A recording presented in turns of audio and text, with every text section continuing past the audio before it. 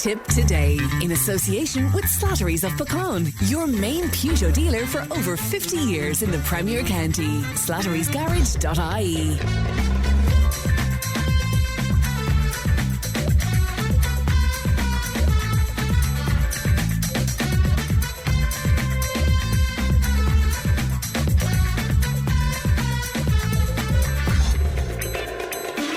Good morning, welcome along to Tipp Today, 1800 938 007. That's our free phone number. It won't cost you if you'd like to make a call to us, and Leanne is producing today. Coming up on the show this morning, it's Friday, and we've got a packed show to send you into the weekend in just a few moments' time. Johnny Luby will be here with his take on the week. We'll be diving into serious stuff as well, because we're wondering, is our mental health system letting people down? And we'll be speaking to Patricia from the Journal Investigates, who has been digging into that. Cllr Richie Molloy will share his love story just in time for Valentine's Day. And baby sleep expert Caroline Meagher will be live in studio answering your queries. Plus, of course, our Friday panel will tackle the hot topics of the week. So all of that and much, much more on the way. You can text and WhatsApp 083 311 3311. Of course, we're giving away that wonderful trip to Budapest as well a little later on in the programme. Let's have a look at the front pages of some of your newspapers today. The lead story on the Indo, more than €33 million belonging to dead patients is being held unclaimed in accounts managed by the HSE. The front of the Indo, it's dominated by a happy photograph indeed of Father Paul Murphy, the army chaplain who forgave a radicalised teenager who was convicted of his attempted murder in August of 2024. He was yesterday awarded a Distinguished Service Medal in a ceremony at a Renmore Barracks in Galway. The Irish Daily Mail and their lead story, Ireland's draw against Israel in the UEFA Nations League, was described last night as an absolute nightmare from both a security and political perspective. To the Irish Times, and once again it's dominated by a photograph of Father Paul Murphy receiving his award. The lead story on the Times today, the Office of Public Works, the OPW, has warned it could have to reduce spending on flood protection measures if forced to foot the bill for a long-planned National Children's Science Centre, which could cost $70 million or more. Now, we're able to find money for all sorts of other stuff, so we should be able to find it for that, I'm sure you would argue. Also on the Times today, wary European leaders are to meet senior Trump officials at the Munich Security Conference today, in growing doubt and indeed some dissent as well over the future of the transatlantic relationship there. The Irish Examiner, finally, and they're leading with the story that a probe launched after the disappearance of Daniel Arabose, and Kieran Durnan is now trying to determine whether close to 24,000 children are safe and well. Yeah, I had to reread that a couple of times as well. 24,000 children they have to check on to make sure they're okay. And also playing into some discussions we had on the show yesterday, we're also reading on the Examiner that a 58-year-old man charged with 24 counts of criminal damage to cars and properties in Mallow in County Cork while completely naked had to stay in jail, even though a judge had ordered he be accommodated at the Central Mental Hospital. And finally today on the Examiner, a number of asylum seekers were arrested and some families were separated as they went to sign on to notify the state of their whereabouts at the Garda National Immigration Bureau yesterday. So let's look at what's making front pages of some of your newspapers today. If you'd like to make comment on any of that, we'd be glad to hear from you. And once again, the text WhatsApp is 083 311 3311. Johnny Luby is with me. Morning, Johnny. Morning, Fran, and good morning to the listeners. That's a rough preview of what you're calling now. It couldn't put you in good form for the day. Yeah, was there even one good news story there? I'm not sure, Johnny. I'm not sure, was there? But, I wonder, did a man above known at all, or did he ordain that draw that Ireland would play Israel? Mother of God tonight, the last thing we wanted, because it's going to be huge problems, you know, every way with Gardaí being having to put years with protesters, and then you have followers and the whole lot, you know, you have people for and against it. Yeah, the manager is saying the players can opt out, Johnny, but the team will stay focused on the football. But it's going to be very difficult for them to do that, isn't it? Oh, it is, yeah. Considering I think that they proposed that they'd be kicked out originally. Yeah, they did. They did, yeah. They were one of the countries that did, yeah. So, yeah. And now they're trying against them. The irony of it all. I don't know. Look, nobody knows, but anyway. Leanne was telling me you're freezing with the cold, Johnny. That's right, Jeff. I'm up here. I'm living up the Fourpenny Road on top of the hill. I can see across. I'm on the same height as the Rock of Cashel and the windmills there at least. That mother of God above tonight, but you wouldn't put a milk out low and go out yourself, but the weather's fair harsh. And I met a car this morning. I got into Golden at 7 o'clock for a few messages. And I don't know where he came from, but there was actually snow on the car. He must have come from the top of it. Yeah, I couldn't believe it. I actually checked in the mirror when he going as well. Wow. There was a black car and there was snow on it. Well, it's very cold and there's talk about snow and sleet for tonight, I think, as well. But there you go. Will we go with the Tipp Cork match first of all, Johnny? That's right, Jeff, and a very intriguing and interesting encounter. It was unbelievable in every way. I'm trying to imagine you're a supporter and you drove down, and it was 12:30 when one particular group got back to Newport, and it was 12 o'clock when they got back to the Reg. Wow. And the match had been at 7:30, but I was home early enough because I watched it in the Ryan's in Glenorchy after a hunt. But I tell you, it was unbelievable that an old Bishop Muzzle and a melee broke out, and that lasted 7 minutes. And as a result, a few lads nearly missed the bloody train. Over the melee or over what? the melee, yeah. Over the melee.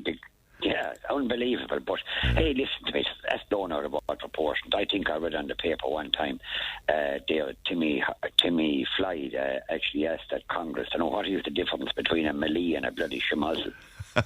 and they weren't able to answer him. But to me, it was handbag stuff, and the referee thrown out a few, picked out two lads. Liam Cahill himself, he said he could get getting the red. And that, but I'll tell you what, Johnny, I'm going to stop you there because we have a bit of a problem with your line there, it's clicking and stuff. So I'm going to ask Leanne if she would maybe get you back on a better line so we can hear you loud and clear from the Fourpenny Road. Keep those calls coming into us, 1800 938 007. That text and WhatsApp is 083 311 3311. We had somebody onto us to tell us about a table quiz tonight at Tim Ned's in Drumban in aid of Surgeon Noonan. It says here Saturday the 14th, Valentine's night celebration again there. Juices Wild playing and DJ Dan as well. And Fran, could you let anybody know, well, let's let everybody know who's interested in coming to the One Love Night in the Nina Arts Centre this evening at 6:30. You can buy tickets on the door, and you have the slow set with DJ Vinny to kick the night off. And I met my old friend Vinny yesterday, and we had a great old chat. You're back to me, Johnny.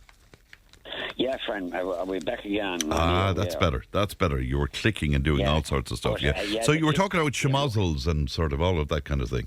That's right, yeah. See, in my book, it was a match that Cork had to win. More so than Tipperary, because Tipperary had them in the All-Ireland final and Cork was still sore about the whole thing, about themselves really, that it didn't up. But the matter is that I was actually impressed with Tipperary. I thought their first touch was quite good. And Cork are going to beat. They're still possibly the team to beat at the end of the day. But they're on a high, unfair play to them. They were on a high last year as well, and look what happened. But that's, there. Look, Tipperary were 4 of the backs that played in the All-Ireland final. You people might say you're grasping at straws, whatever else, but hey, you're shot 4 of the backs that played in the All-Ireland final. So straight away, Liam Cahill has to give game time to many players. They're all, as I keep saying, they're all training hard, and they have to get a run at some particular stage. So they're off this weekend, and that. But look, the best of luck to Liam and his charge. Well, that's for sure. Clonmel High School, Johnny. Yeah, Fran, hard luck to them. They put up a marvellous performance and a marvellous show to get to the Munster Senior A football. It's a wonderful achievement, and well done to them. You know, they were only beaten by 4 or 5 points in the We have the Abbey CBS out in the Munster Colleges B final below in Super Value Parky Keeve. They take on some crowd from Cork, and that's going to be a cold day to be playing down there. We have the Tipperary senior footballers out this weekend in the league at home to Carlow. That game goes on at 2 o'clock in Tullis. They've had a good old record against Carlow, so the best of luck to them. And of course, our Camogie ladies, they travel up to Antrim. The best of luck to the new coach, James Heffernan, there from Clonalty, Rossmore, in charge of them this year. They put up a great performance in All-Ireland quarter-finals, semi-finals, and indeed Munster finals as well. So James is a good guy in charge of them, so the best of luck to the girls and all of that. And Fran, I was saying there for the last couple of years that the senior clubs that go out in Tipperary, that win in Tipperary, they go on to a Munster Championship. The Premier Intermediates do the same thing. The Junior A do that, and the Junior B do that. Are beating a couple of pints, the Silver Mines against Limerick in the Munster B final, but they're still in the competition in an All-Ireland semi-final. But lo and behold, Newport have jumped on the bandwagon to provide their venue and everything else for the intermediate hurlers. So they're going on the intermediate hurlers for last year, and tonight they start tomorrow in one semi-final, and the other semi-final then is on the following Saturday, and then they have Munster final on then the following Saturday over 3 weeks. Now Golden won the intermediate hurling, but for one reason or another, I suppose, with players in schools and colleges and third levels and everything else, they're not in the competition, but Knockavilla Kickham's, whom they beat in the final, are representing Tipperary, and the best of luck to them. But if you look into the Newport GA website, you'll see about all the games. And I think, Fran, that's about it on the GA scene. The rugby, we had wins for Clonmel in the top of the table clash with Richmond of Limerick. I think it was Richmond Bowman, one of them anyway, or one or the other. And find a very hard going in Division 1A. Cal actually thrown away the match then to that in Fairfield in Cashel, and they were beaten by 2 points. Johnny, that phone of yours is still giving us some issues there. I wonder, are you out the back somewhere? Are you under a cupboard? No, I'm sitting in the same. I wonder if I turn a few. Will you go walk about around the house there, and we'll see if we can get a better reception somewhere? Yeah, Jesus, and here's the bloody dog walking after me. Yeah. God above. Now, is that better? Well, it's better for now. We'll see what happens. Go on. Well, you had more on the rugby, Johnny. Yeah, and rugby. And so tonight on RTE2, Ireland play. I'll tell you what, Johnny, that's totally breaking up on us there. So look, I'll tell you what we'll do is we'll give it one more try on a different line, and we'll see if we can clean that up a bit. And other than that, I'd say we might have to abandon ship from the Fourpenny Road. We'll see if we can clean that up in some sort of a fashion. All right, 083 311 3311, and of course the email is tiptoday@tipfm.com. A lot of people are very anxious indeed about that competition for Jack Doyle's Irish Pub in Budapest, and we will announce the winner. We'll be speaking to the winner, in fact, in the final hour of the programme, so we're looking forward to that. Let's try Johnny again. Good morning, Johnny. You're giving us a lot of hassle this morning, Johnny. I can't give you Catherine's, but you can ring me on Catherine's phone, because she's gone to her grandparents' mass in Clonalty. Well, I hope she'll say lots of prayers for you, because God knows you need it. Well, I told her to call into Joe Hammersley, because once I mentioned Joe, that's it, he'll throw out a few sausages or something. Fran. That sounds much better now, Johnny. That sounds much better. Ireland play Italy tonight in the under-20 game. That's on RTE2. There's a young fella from Cashel on the team, young Kearney. I think he's originally from around Rossgrave, but he's playing senior rugby with Cashel, and he's playing in the centre tonight against Italy. Last weekend, France was a disaster, Ireland and France. Well, Ireland seniors take on Italy tomorrow in the Aviva Stadium, and it's going to be a very interesting encounter.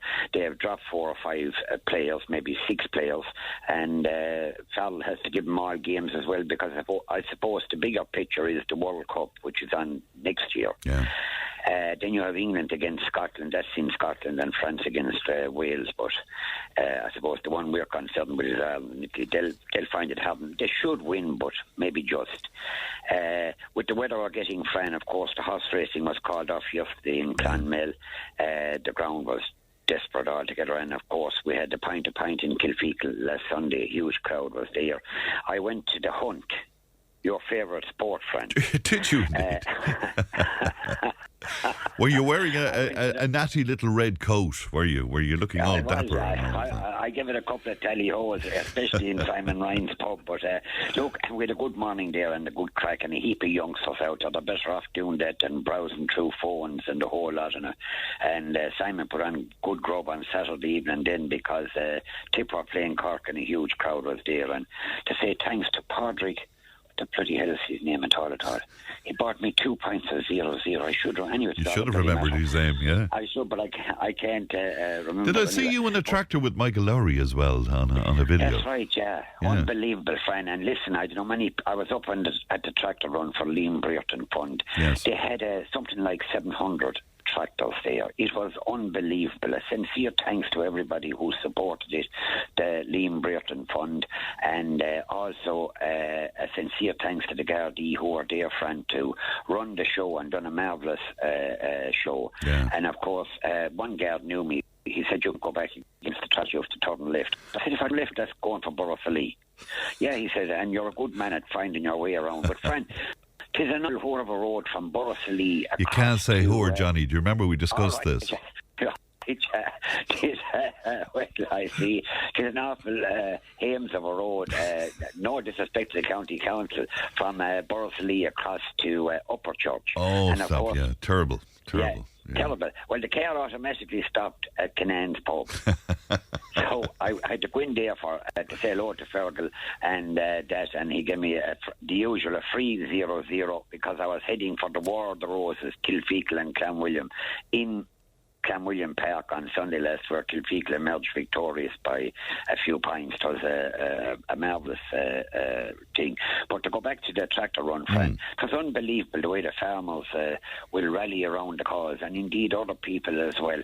The Revel, the rag, the venue there was absolutely mobbed, and they flogged out, smashed food and crack and the whole lot. So I know many people said, look, them be thanked for many things there, especially the charity that depends on a bit of publicity, and that's what we said. Michael Lowry was in the tractor, but he was afraid to start it up just in case he didn't know how to stop it.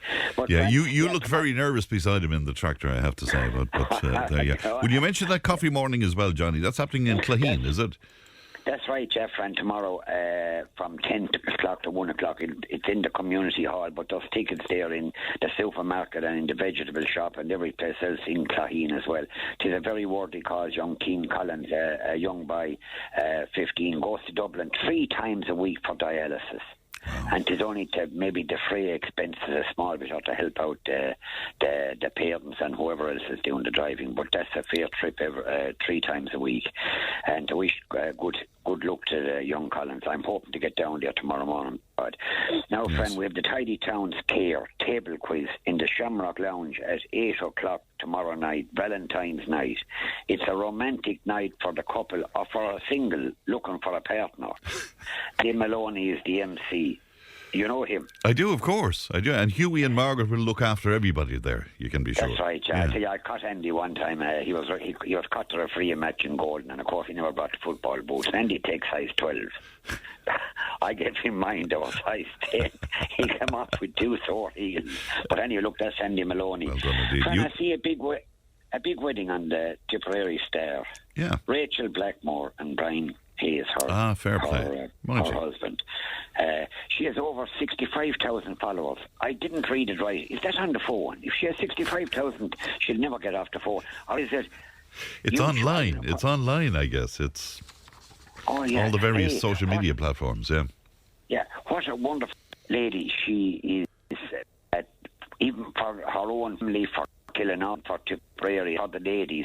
I mean, she won the hurdle, the Cup, the Grand National. She won everything that was to be won. She's the pin-up girl of Drary, and to wish them both long health and happiness. But that's for sure. You wanted to pass on condolences as well, didn't you, Johnny? Yeah, Fran, to the Helly family in New Inn on the death of Michael, a wonderful guy, or in around the same age as ourselves. His night, Eileen Dudley, she was on the Tipperary team that won the First Ladies Football All-Ireland with my sister Betty. So we went to that funeral, and then for whatever reason I can't figure out, but the car automatically stopped at Brosnan's. And Fran, your name is spoken with reverence and respect in there. That'll make a change. Yeah, Mr. Reardon got me the usual, the 00. It's a great town for nicknames. The Nailer. The Nailer. He had a few more, met a good few more. But that's anyway, Patrick O'Neill you're talking about there, isn't it? Yeah. Yeah.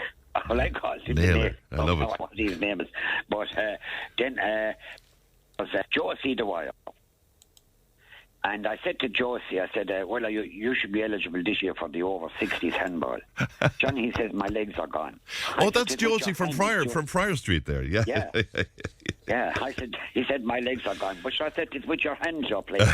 But anyway, I said, Pat Donoghue was there then. I just said to him, Pat Donoghue, would he not have made a good prop? Jesus, Fran, he's after putting on a good bit of condition. Don't start fat shaming people now. Don't start, yeah. And did you want to mention the skiing family as well? Because poor old Pat. That's right, Jeff. And the ski on the death of Pat, unbelievable, and to his family we extend our sincerest sympathies.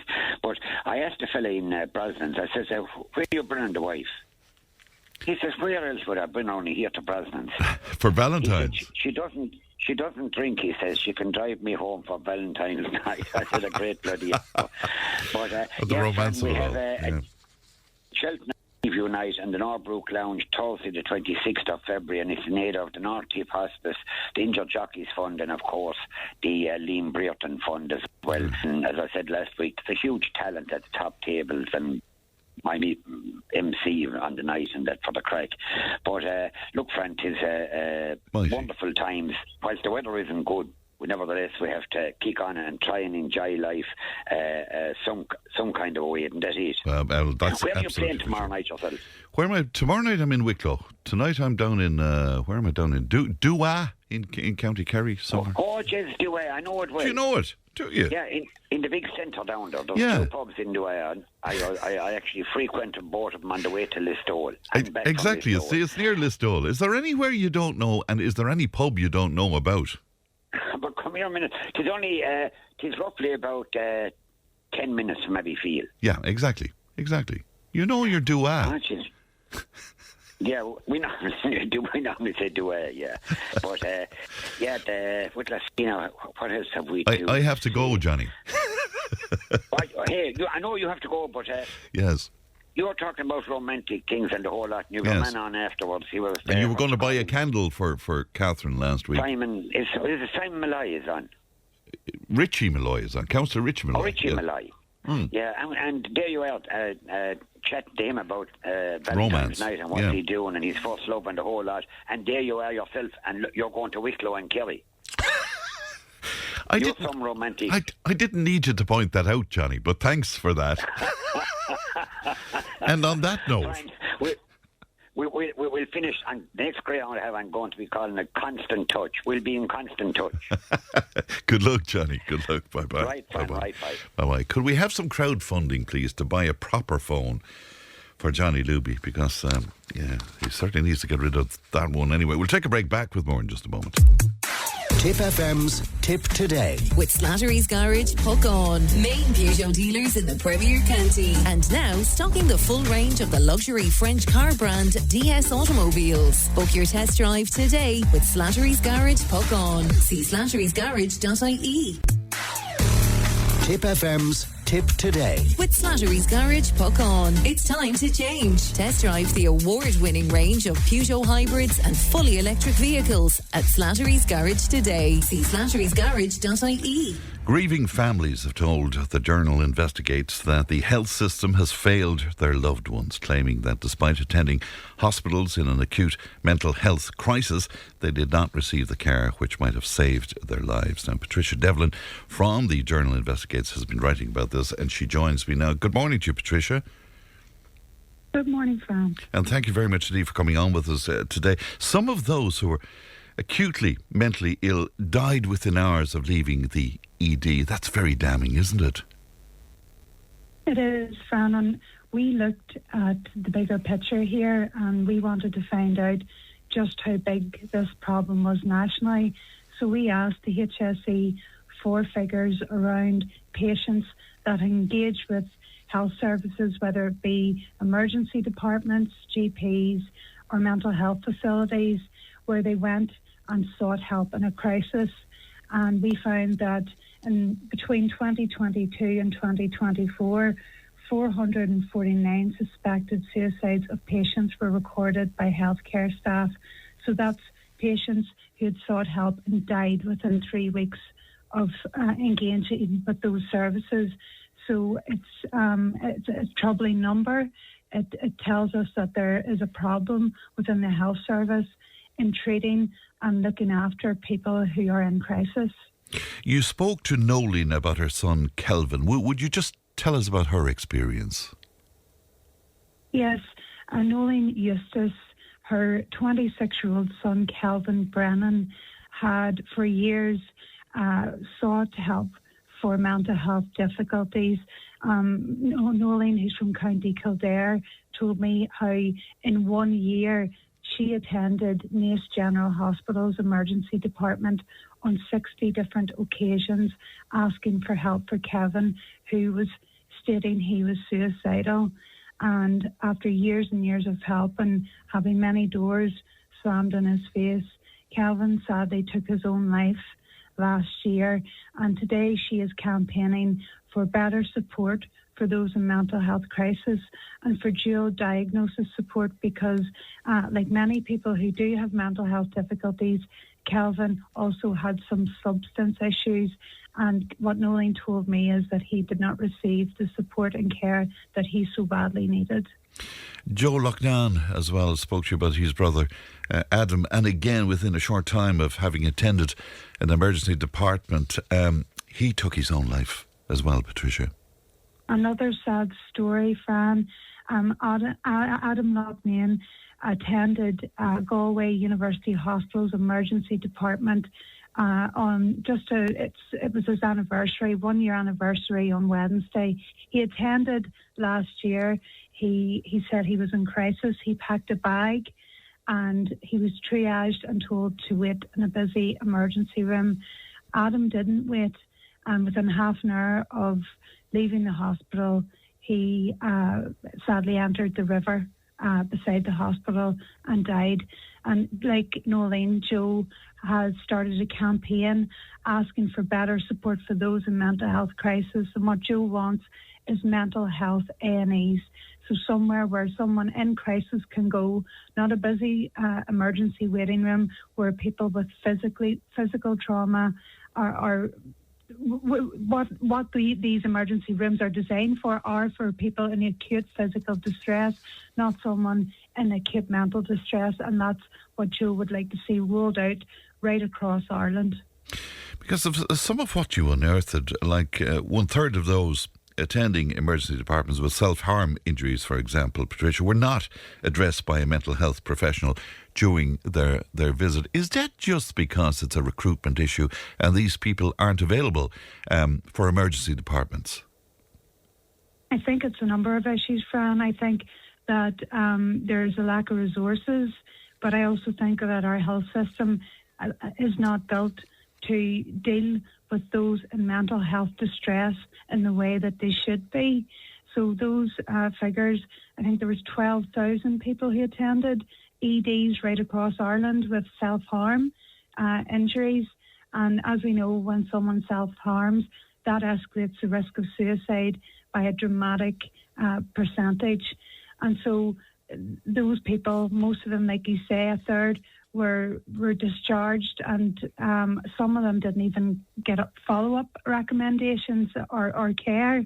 So what we see is that there is a problem within the health service, that there is huge gaps, and those gaps are costing lives. For many years now, here in Tipperary, Patricia, people were calling for the use of a private room in the hospitals even, so that people who come in with mental health crisis wouldn't have to sit among people waiting for injuries to be looked after, for example, because I'm sure that would even make their situation worse if they were tending towards being psychotic or whatever.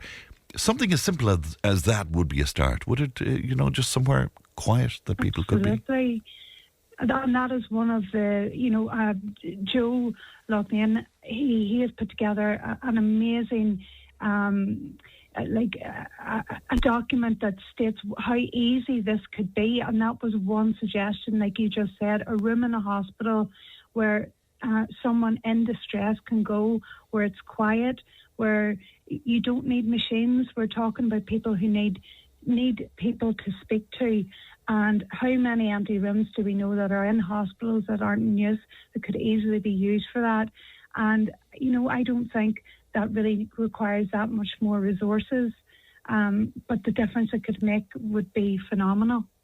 This comes, of course, on the same week that we saw the RT Investigates programmes again, and we heard about people with very serious mental health issues literally languishing in prisons, often totally isolated in prisons as well.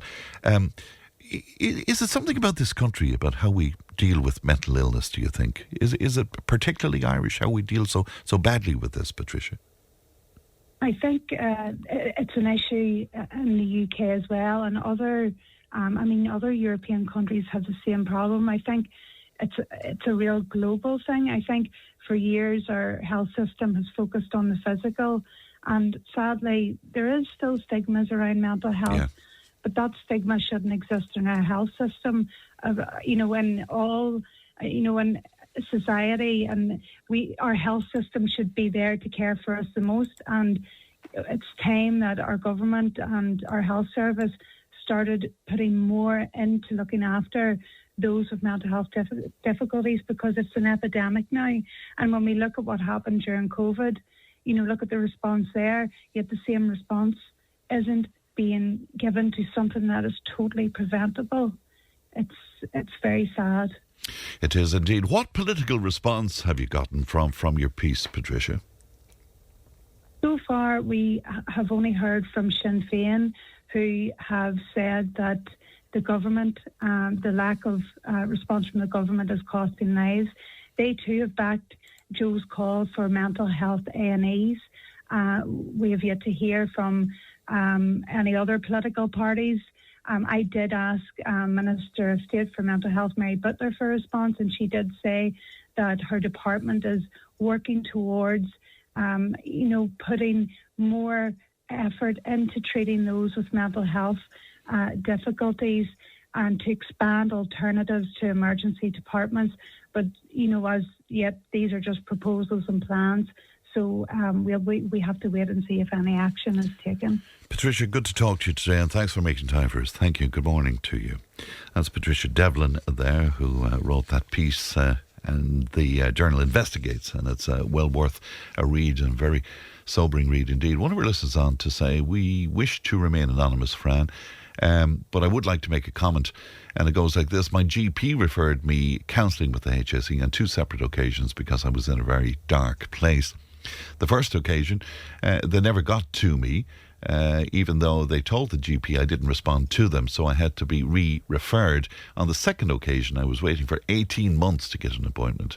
I eventually got one, and with everything going on in my life, I genuinely forgot my appointment. My mother was very ill, and my dad died suddenly.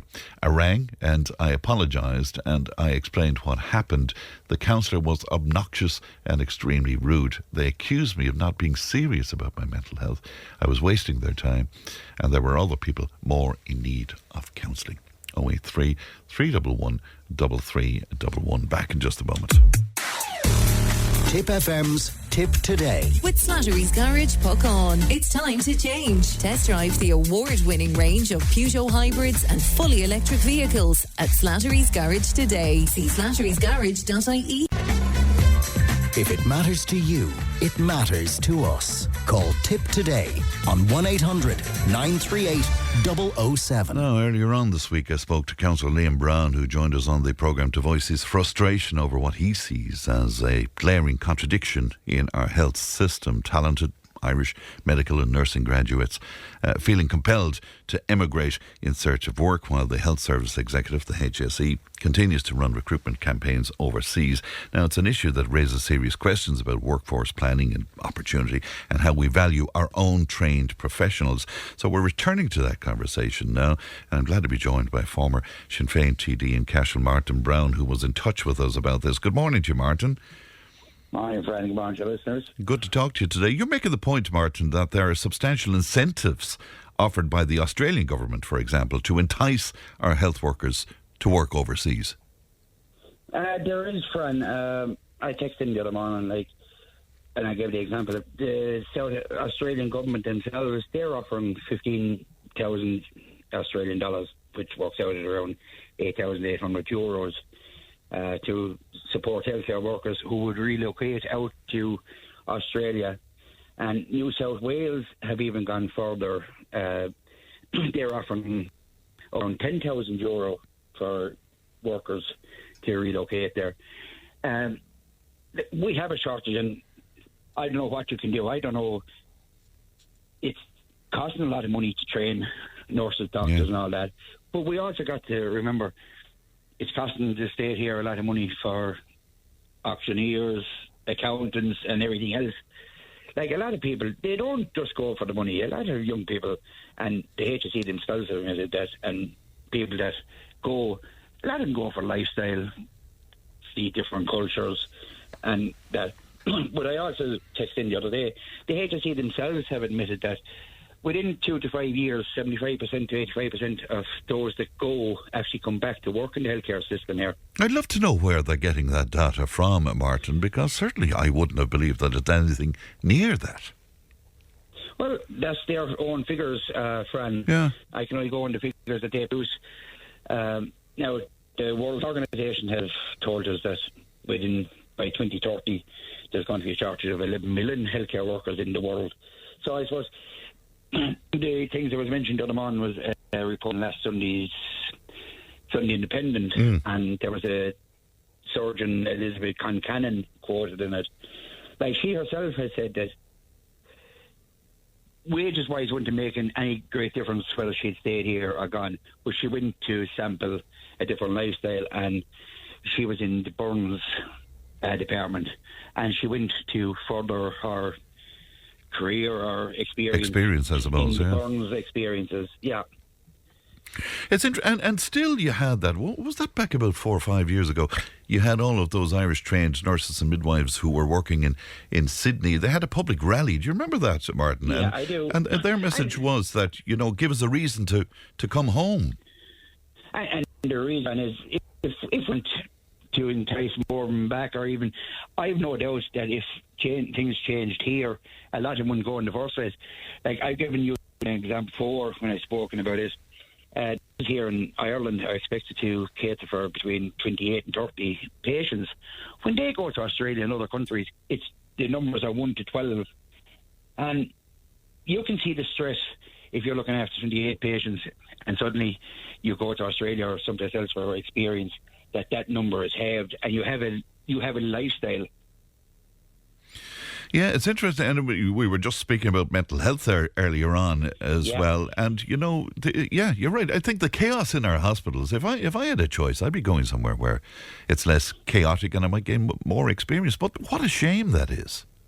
Oh, it is a shame, Fran. Now, I will say the HSE at the minute, they're actually offering a package for people to relocate or returning back home. I think it's up around 4,700 that they're offering people to come home. But I suppose another thing that feeds into people going as well is, the state spends a lot of money training people for college and university. But you know yourself, you're a young fellow, and families are caught, they've taken out big loans, especially maybe youngsters themselves to go to college. Yeah. And if this kind of a package has been put to them, a lot of them might have no doubt are looking at it, well, here's a big chance to pay back a big lump sum from the loan that I took out so I could go to college and that. And it's very hard to blame young people if that kind of an incentive is there to go for a couple of years. And we all have family that have gone and have come back after a couple of years. There's always a certain amount that will stay gone, which is an awful pity. But a lot of them, if you go by the HSE figures, actually come back. Like, if you go on their figures, the 2019 3,735 went to Australia. But if you take 80% of them, you have 2,800 of them returning this year, this year, to the health service to work here. Yeah, it's interesting, but of course, I mean, they return here then, and I mean, let's talk about housing. I mean, because that's a huge issue, isn't it? And it's a huge impediment to people staying here. Yeah, look, it is a big, and that's where the government have a real responsibility, is to start producing houses, Fran. I don't know, did you watch Crime Time last night? There's 75% of shortlets houses in this country empty. These are all houses that should be taken over by, I won't say taken over by government, but they should be using them, that people, families have houses to live in. All the figures will tell you that there's 166 empty houses in the country, which is a problem in the government as well. We need more social housing, and until you come back to a situation like years before, that councils themselves are given money by local government, that more houses can go in Cashel, or as was said the other day, Dundrum, Golden, Douala, you will always have that problem. But one of the biggest problems, Fran, that even the government last night on the television, they won't even class it as an emergency. And it has been said the whole time, if it's classed as an emergency, all departments in Dublin have to work together to resolve this. And why do you think they choose not to classify it as an emergency? Why do you think that is the case? Because it's an admittance of failure of previous governments, Ron. Look, you remember as well as I do when houses being built. I'm in a council house myself here in Spafield. Yeah. You remember all our Plunker being built, Calbrew, and all these places being built. We need to get back to that model again. Now, I know what government and government spokespeople tell you, that the workforce in there. You go back the last boom. Governments or councils themselves never had 100 block layers or 100 plasters or that. They got the money to go to developer, like the small men, the Daniel Clearys and the people like that, small builders, to build their 10, 20 houses. It was up to the developer to find his block layers, his plasters and all that. And they'd done it before, Fran, and they would do it again. But you need that local authorities are given that expenditure to do that again and start building these estates again. But, I mean, I've heard your colleague Owen O'Brien speak about housing and speak very eloquently, in fairness to him, about housing, but I rarely hear him bring up that notion of it going back to the local authorities, Martin. But I would encourage you to read his book, Fran. It's in it. Like, I suppose one of them, when they're on television, is the big scale in Dublin, where the biggest problem is, I suppose, is that government needs to change. And look, it's everything is being done for developers and the big business people. But until you start coming back down to the Cashels and the smaller towns and that, and start building these, everything doesn't need to go to Dublin or into the big urban areas. We need to start building houses down the country and that for people. And until the government changes their tack, and we've had, I think, since 2020, is it 5 different people in the Ministry of Housing? Yeah. And every one of them just continue on with the same policies over and over again, and just a small little tweak, and they'll come and say their responses is what the big word was last night. I don't know, Minister McGrath must have said it 12 times in the 7 or 8 minutes that they were on. Oh, they're responding. It doesn't happen, and that's why we're. Well, in fairness to them, they didn't make their target last year, but there was an increase in housing, considerable increase, in fact, in housing last year. There was. Well, I wouldn't say anything big increase, Fran. But the problem now is that they're saying 300,000 houses by 2030. Yeah. But they haven't they're not going telling us any targets that they're either hitting or missing between here and then. So we're not really going to know until 2030 nearly whether they can do that. Yeah. But do you take their point about that it's very hard to do that because, of course, 1 year overlaps into the next and it's very hard to measure. Do you not accept that argument as to why they're getting rid of the annual targets? No, look, if you haven't the target, it's very hard to do anything. I'm sure if we need to down there to start the weekly targets of what member our viewership that sure, listenership that you need for a week or a month or quarterly. Everybody has it in their job. You go into any supermarket, any resource centres, everybody, they have targets and should be able to give you out them targets. And if you're not hitting them, well, something needs to change. But we've had, for decades now, governments giving targets, failing to meet them, and they tell you then, we'll meet them next quarterly or next in the half year. Now, they're not even given targets that they hope to meet themselves. Well, we have a housing czar now, so so maybe. Oh, we have. We'll leave it there, Martin. Thanks. Johnny, get to that one. I'd have given it to Johnny before I would their housing czar, to be quite honest. All right, thank you. He was probably manning off like Pastor Fran. All right, thanks, Martin. Thank you. Good morning to you. That's Martin Browne there, former Sinn Féin deputy in Cashel. Leanne is with me. Morning, Leanne. Good morning, Fran. How are you? I'm extraordinarily well this morning. Sparkling today. Sparkling today, yes, indeed. Tell us about this new sort of idea that we have. Yeah, so we have a new slot and it's called the Tipp Today notice board. So we get lots of messages and correspondence and it's not necessarily stuff that needs a slot on the show to talk about, but it's of a lot of community interest.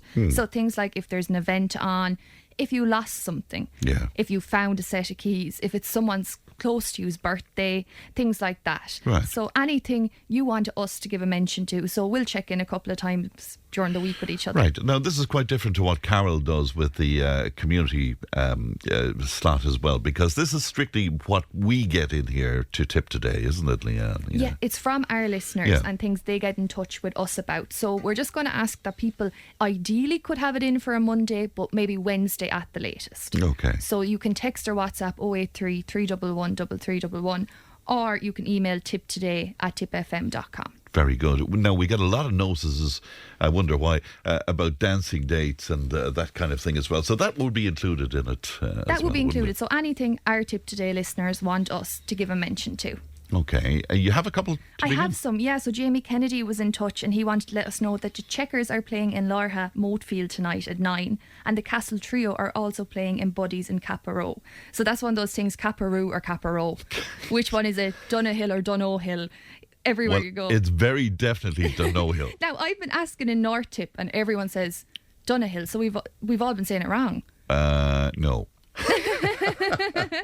Very definitely Donohill. We've all been getting it wrong. Is there another Donohill somewhere I've around no the county idea. beside the one near me? It's one of those very weird ones. So I'm learning all of them, the specific community pronunciations. We're trying not to offend anybody. So that's a Lourdes fundraising dance. Right. Tracy in Thurles was also on. She wanted to let us know there's a Valentine's Adoption Day tomorrow from 12 to 3 in Muddy Paws, Nina, and the air code is E45XN80.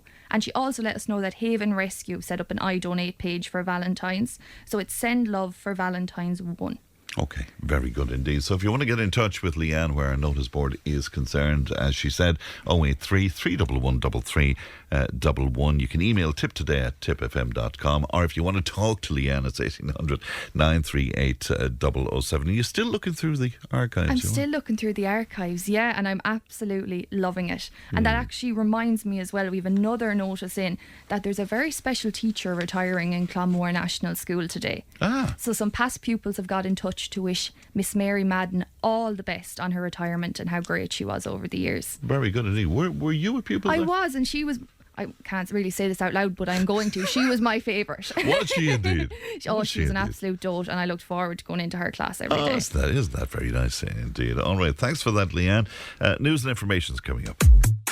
Tipp FM's Tipp Today. With Slattery's Garage, Puck On. Main Peugeot dealers in the Premier County. And now stocking the full range of the luxury French car brand DS automobiles. Book your test drive today with Slattery's Garage, Puck On. See slatterysgarage.ie. Tipp FM's Tipp Today. With Slattery's Garage, Puck On. Over half a century driving the people of Tipperary and surrounding areas with quality, reliable and economical vehicles, new and used. Call the sales team today to discuss your next car or van on 067 24111. Thanks, Pat, and welcome back to the second hour of Tipp Today. Just to add to our notice board there, nice to hear from my good friend John Fitzpatrick from Fitzpatrick's Country Club in Clonmore, and he was telling me tomorrow night, it being Valentine's night, Limelight are there. And fantastic band, so it should be a great gig, and that's kicking off at 9 p.m. And again, if you have something for the notice board, again, if you just text us in 083 311 3311. Now, it's the cost of living, says one of our listeners, accommodation, food, energy, etc., that's driving young professionals abroad. Even the Taoiseach and the Taoiseach spend most of their time abroad as well. But I don't think it's for the same reasons, but there you go. Somebody else says we need a control on immigration and only letting people who are qualified for jobs that we can't fill here till we sort out housing, health, etc. That won't fit Martin or Sinn Féin's liberal views, but you don't keep filling a tank that is already full, says one of our listeners today. Lots more coming in on that. As Valentine's Day approaches tomorrow, some are scrambling to find last-minute gifts for their partners, while others are reflecting on romantic memories and the like. Now, we've been asking our regular contributors about their own love stories, and I'm delighted to be joined in the studio by Cllr Richie Molloy. Good morning to you, Richie. Good morning to your Fran, and good morning to your listeners. How did Leanne talk you into this, Richie? Oh, I was expecting a big panel of guests here this morning, so but Leanne must have used her charms anyway. She must have indeed. Your own story, though, it is a rather unique one, Richie. It is. It is, Fran. Yeah, I was thinking about it again as I was coming over the road here. That and for some of your listeners that are as old as myself or a bit older, I suppose my story really started. We're married now since 2002, so it's 24 years ago. So I suppose the gist of my story was I had been working here in Clonmel. I worked in Sutton's, as you know, for many, many years. And then I was in Three Rivers Isle, now Jones's Isle. But then I was always saying I would love to travel. So I come up with this idea. I did this TEFL course in Dublin. So I'm expecting TEFL courses to increase here after this talk. So this is teaching English as a foreign language. Yeah, as a foreign language. Because I was always thinking, what would you do if you went abroad? And I was in my mid-30s at that stage. And I'd always been anxious to travel, but the opportunity never came. So I did this TEFL course in Dublin. Just a couple of weekends you spend there. And the next thing was, where would you go with this TEFL course? So someone that I knew in Clonmel had said, well, if you went to Thailand, you could get hired there. I think it was some language school in Thailand. So I remember I flew into Bangkok, but I'd never been there before, and I went to this school and I produced my certificates and I said, I'd like to teach in English, and I said, I'll do it voluntarily. Oh no, she said, no need. Oh, you hadn't organised this ahead I hadn't of time. organised it at all. I just said I would take this leap of faith and and I jumped anyway, and I flew into Bangkok. They said, then we'll send you down to a city in Thailand called Hat Yai. It's in southern Thailand. I'd never heard of it now. So I went down there anyway by train, and I started teaching. Now I must say the Thai people were lovely there and there was an Indian lady in the school that I was in who was Sangeeta's sister. And she introduced me then shortly afterwards to her older sister Sangeeta in Thailand. And we kind of hit it off almost immediately. Now, there was kind of a number of expats there, and we used to socialise in the night time, go bowling and whatever. And, we went from Thailand then back to India to meet Sangeeta's family. And I suppose for listeners that are listening this morning... Sorry, but you got together in Thailand. We got together in Thailand, so we started going out in Thailand. Yes. But this was all in a matter of a couple of months, really. Yeah. Whereas, over in the West here, I remember ringing a friend of mine and I said, I'm thinking of getting married. But I said, do you think it's very quick? And, well, he said, it's like this now. He said, I've been going out with someone for 10 years. I got married and now we're divorced. So he said, I couldn't give you a timeline, whatever. And so we went then from Thailand to India. And I suppose then it was becoming a bit more real. Yes. But in India, and there'll be many Indian listeners, Browne, in India, a lot of marriages are arranged. Yes. So the time spent doesn't mean a lot now, whereas over here you'd want to be going out for a couple of years and then you might think about it and you mightn't do it and this, that and the other. So all this was kind of a whirlwind, really. And I'd been writing this column at the same time it is gone now, but the South Tip today. I used to do this Travellers Tales. About your travels. About my travels. And then I started introducing how I'd met this woman, this Indian lady called Sangeeta Meshram is her maiden name. And I remember when we got married then in India, and that was kind of a huge. Indian weddings are massive, and you'd often see them now in movies and that, and all that is true. I mean, there could be 500 or 600 people. It's hard to envisage it over here. Huge celebration. It's huge, and it goes on for days and days. There's a number of different ceremonies and so on, and and you had the thing that I was a Catholic and Sangeeta was a Buddhist. But I must say, in fairness to Buddhism, they don't see anything in that. That there's not that story of converting or whatever. So we went there, and I remember ringing my own mother at the time, and it was kind of a funny conversation because I think I was 37 when I got married, and you'd be ringing, hello ma'am, I've met this lady in Thailand and I'm getting married. So we like, as I say, I suppose you wonder what people thought on the outside, but we took the chance anyway, and that's what I'd say to listeners this morning, that the fact that we're Valentine's weekend, I suppose, to be open to the idea of meeting someone, because you never know who you're going to meet. And what I'd love Sangeeta's version of this, but what did you see in her? Like, what was it that spark? Well, I'm just thinking to myself, Fran, I'd say I'm a kind of person, I'd very rarely argue with anyone. Yeah. I can't think of anyone really that I'd really be arguing with. But we were kind of arguing from the time we met. So I was thinking, maybe there's something in that, And, because you disagreed over stuff, did you? Yeah. You disagreed over different, kind of silly all things. I can't even think of them now. But I was saying, as time went on, I said, maybe that is how you connect with someone, that it's the person that maybe that you're arguing that cares about you the most, or whatever. But I know my own personality, I'd really run away from arguments if I could. But so we did that, and we really just connected, Fran, I suppose. It was kind of a magical... Isn't it amazing? And, you alluded to it there, and it was one of the things I really wanted to ask you about, was that cultural difference between the two of you. That wasn't really an impediment, though, was it? It wasn't an impediment, no. Like, I was never really saw any difference between, different cultures. But I'd say for Sangeeta, when she came back here, it was a big thing at the time. There wasn't as many people saying, Clonmel is relatively small. Yeah. You wouldn't have had a huge number of, we'll call it, foreigners. Yeah. And I definitely remember at the time when she came back for the first couple of months, people would be talking to me. They'd be asking questions, but they'd assume that Sangeeta had no English, even though she was an English teacher, and so on. That went on for quite a while. It's hard to imagine it now. Because I read a piece, though, from the paper, I think about 10 years ago, Sangeeta did a piece with the local paper, and she said that she was really welcomed to Clonmel. Well, yes. It was very warm reception. No, definitely at the time. I mean, lots of things have happened in those 20-something years. But, no, I think people were excited with the idea of a person coming from another culture completely. And were they curious? Very curious. So I didn't really mind Leanne asking, because I thought Leanne maybe knew the story already, but because I've told it so often, and I had been writing that in the papers at the time, because I suppose people are always, especially at this time of the year now, if you're single in particular, you're saying, will this be the year you're going to meet somebody or whatever? Yeah. So I'm recommending to do TEFL and travel abroad, and you never know who you're going to meet.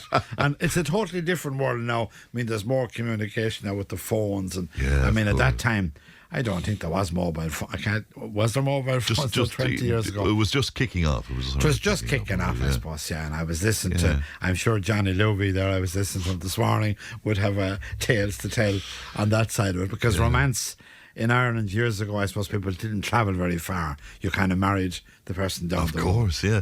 The whole Buddhist tradition is something I'm really, really interested in, and I read a lot about it, and I'm fascinated by it as well. What does that bring to a relationship, Richie? It is very interesting because, I'd been, I suppose, born a Catholic here. Yeah. And, the way, I suppose, I never really questioned it one way or the other. I really thought much of it. And I'd say a lot of Catholics our own age, you were born into it.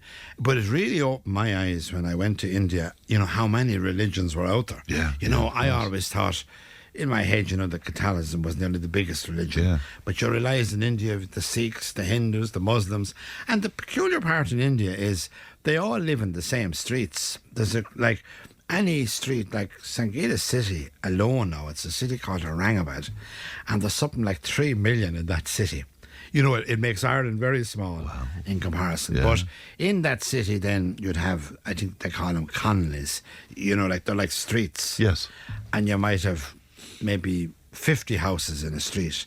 And of that 50 would be a big mix of Muslims, Hindus, all sorts of religions. They do all seem to get on more or less. Yeah. Now, I know there's issues, obviously, between India and Pakistan, but within India itself... Within India itself, I found anyway, and great interest if you were foreign. When we arrived in India, now people would be coming over to you continually because they wouldn't see that many Westerners. I suppose, even that concept of the word Westerner, I'd never heard it very much, but when on that side of the world you're regarded as a Westerner. And is the old colonial thing there, is there a suspicion because of the history there of colonialism? No, they seem to have great. I'd say the people I met, maybe they seem to still have a great affinity to the UK. Yes, yeah. I mean, when people used to say to me, "Where are you from?"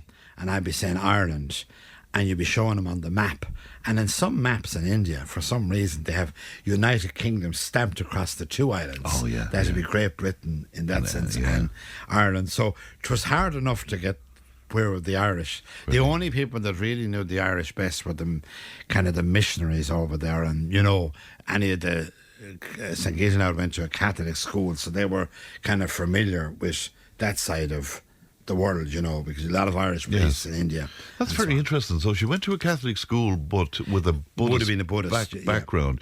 And did they make any attempt to convert her? No, they didn't. They didn't, because I think in olden times that was always a big fear in those countries. I'd say that missionaries that might be giving you education or maybe giving you.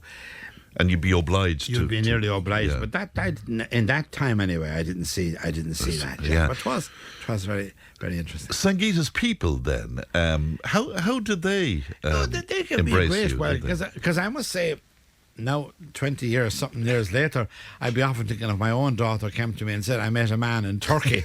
What would I think? And I'd be shocked. And I think I would do my best to say, "Don't do that." Yeah, I suppose with my own parents here, because I was in my mid-30s, I suppose maybe they felt he must know something at this stage of his life. But in India, I must say, I got a great welcome, and it was a big chance to take coming from India to Ireland, because visas, it wouldn't have been that easy for her family maybe to travel over here if that went wrong now. So it was quite a leap of faith, really, I suppose, looking back now. See, when you're younger, I suppose you don't maybe see it that way. And I know, I suppose I'm kind of going off the topic a bit now, but when I was going out travelling, I had another notion of becoming a priest. Did you? So I suppose that's where my mother and that was saying, you seem to have went the full circle from thinking of that. Did you? And did you feel you had a calling at the time?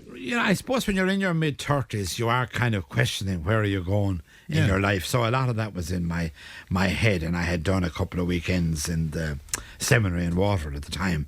Remember Father Colm O'Brien? Sure, yeah. Father Colm was on those weekends with me at that time now, so we had a good relationship, and I suppose so that part was in my head. But I suppose when I met Sangeeta, my head was turned anyway. I remember Father Billy Meehan was the vocations director over here, and when I told him I'm going off travelling, he said we'll have to put a suit of armour on you because we want you to come back, and so on. But I must say I've no regrets really, and it was probably the right thing for me. I'm sure it certainly was indeed. What about the romance aspect of it? Like, are you a romantic person? I suppose I am. I think it's nice with the flowers and the chocolates, and you'd always see now Tesco's over the road from the store here. I suppose all the supermarkets really, but you'll see a great. I think tonight now or tomorrow morning. I remember over the years now, you might forget to get the roses, and you'll be over and there'll be a big queue at the till, and there'll be all these kind of wilted looking red roses. Stressed fellas over there. Stressed fellas. So no, I think romance is alive and well, even with youngsters now in particular. That there'll be a huge interest, I think, this weekend, and I think it's a good thing. In February, the spring, it kind of gives everyone a bit of a lift. Now, I don't see any roses here in Tipp FM this morning, but maybe during the day. There's very few roses around here at any time, indeed. And what about the children then, Richie? Yeah, no, I mean, they have heard the story 1,000 times and so on. So I don't know where their romance. My two youngsters now are in Northern Ireland University of Ulster. So, and I was saying, in my time, I suppose we all kind of led lives. You didn't travel very far. Whereas now, people go off on placements.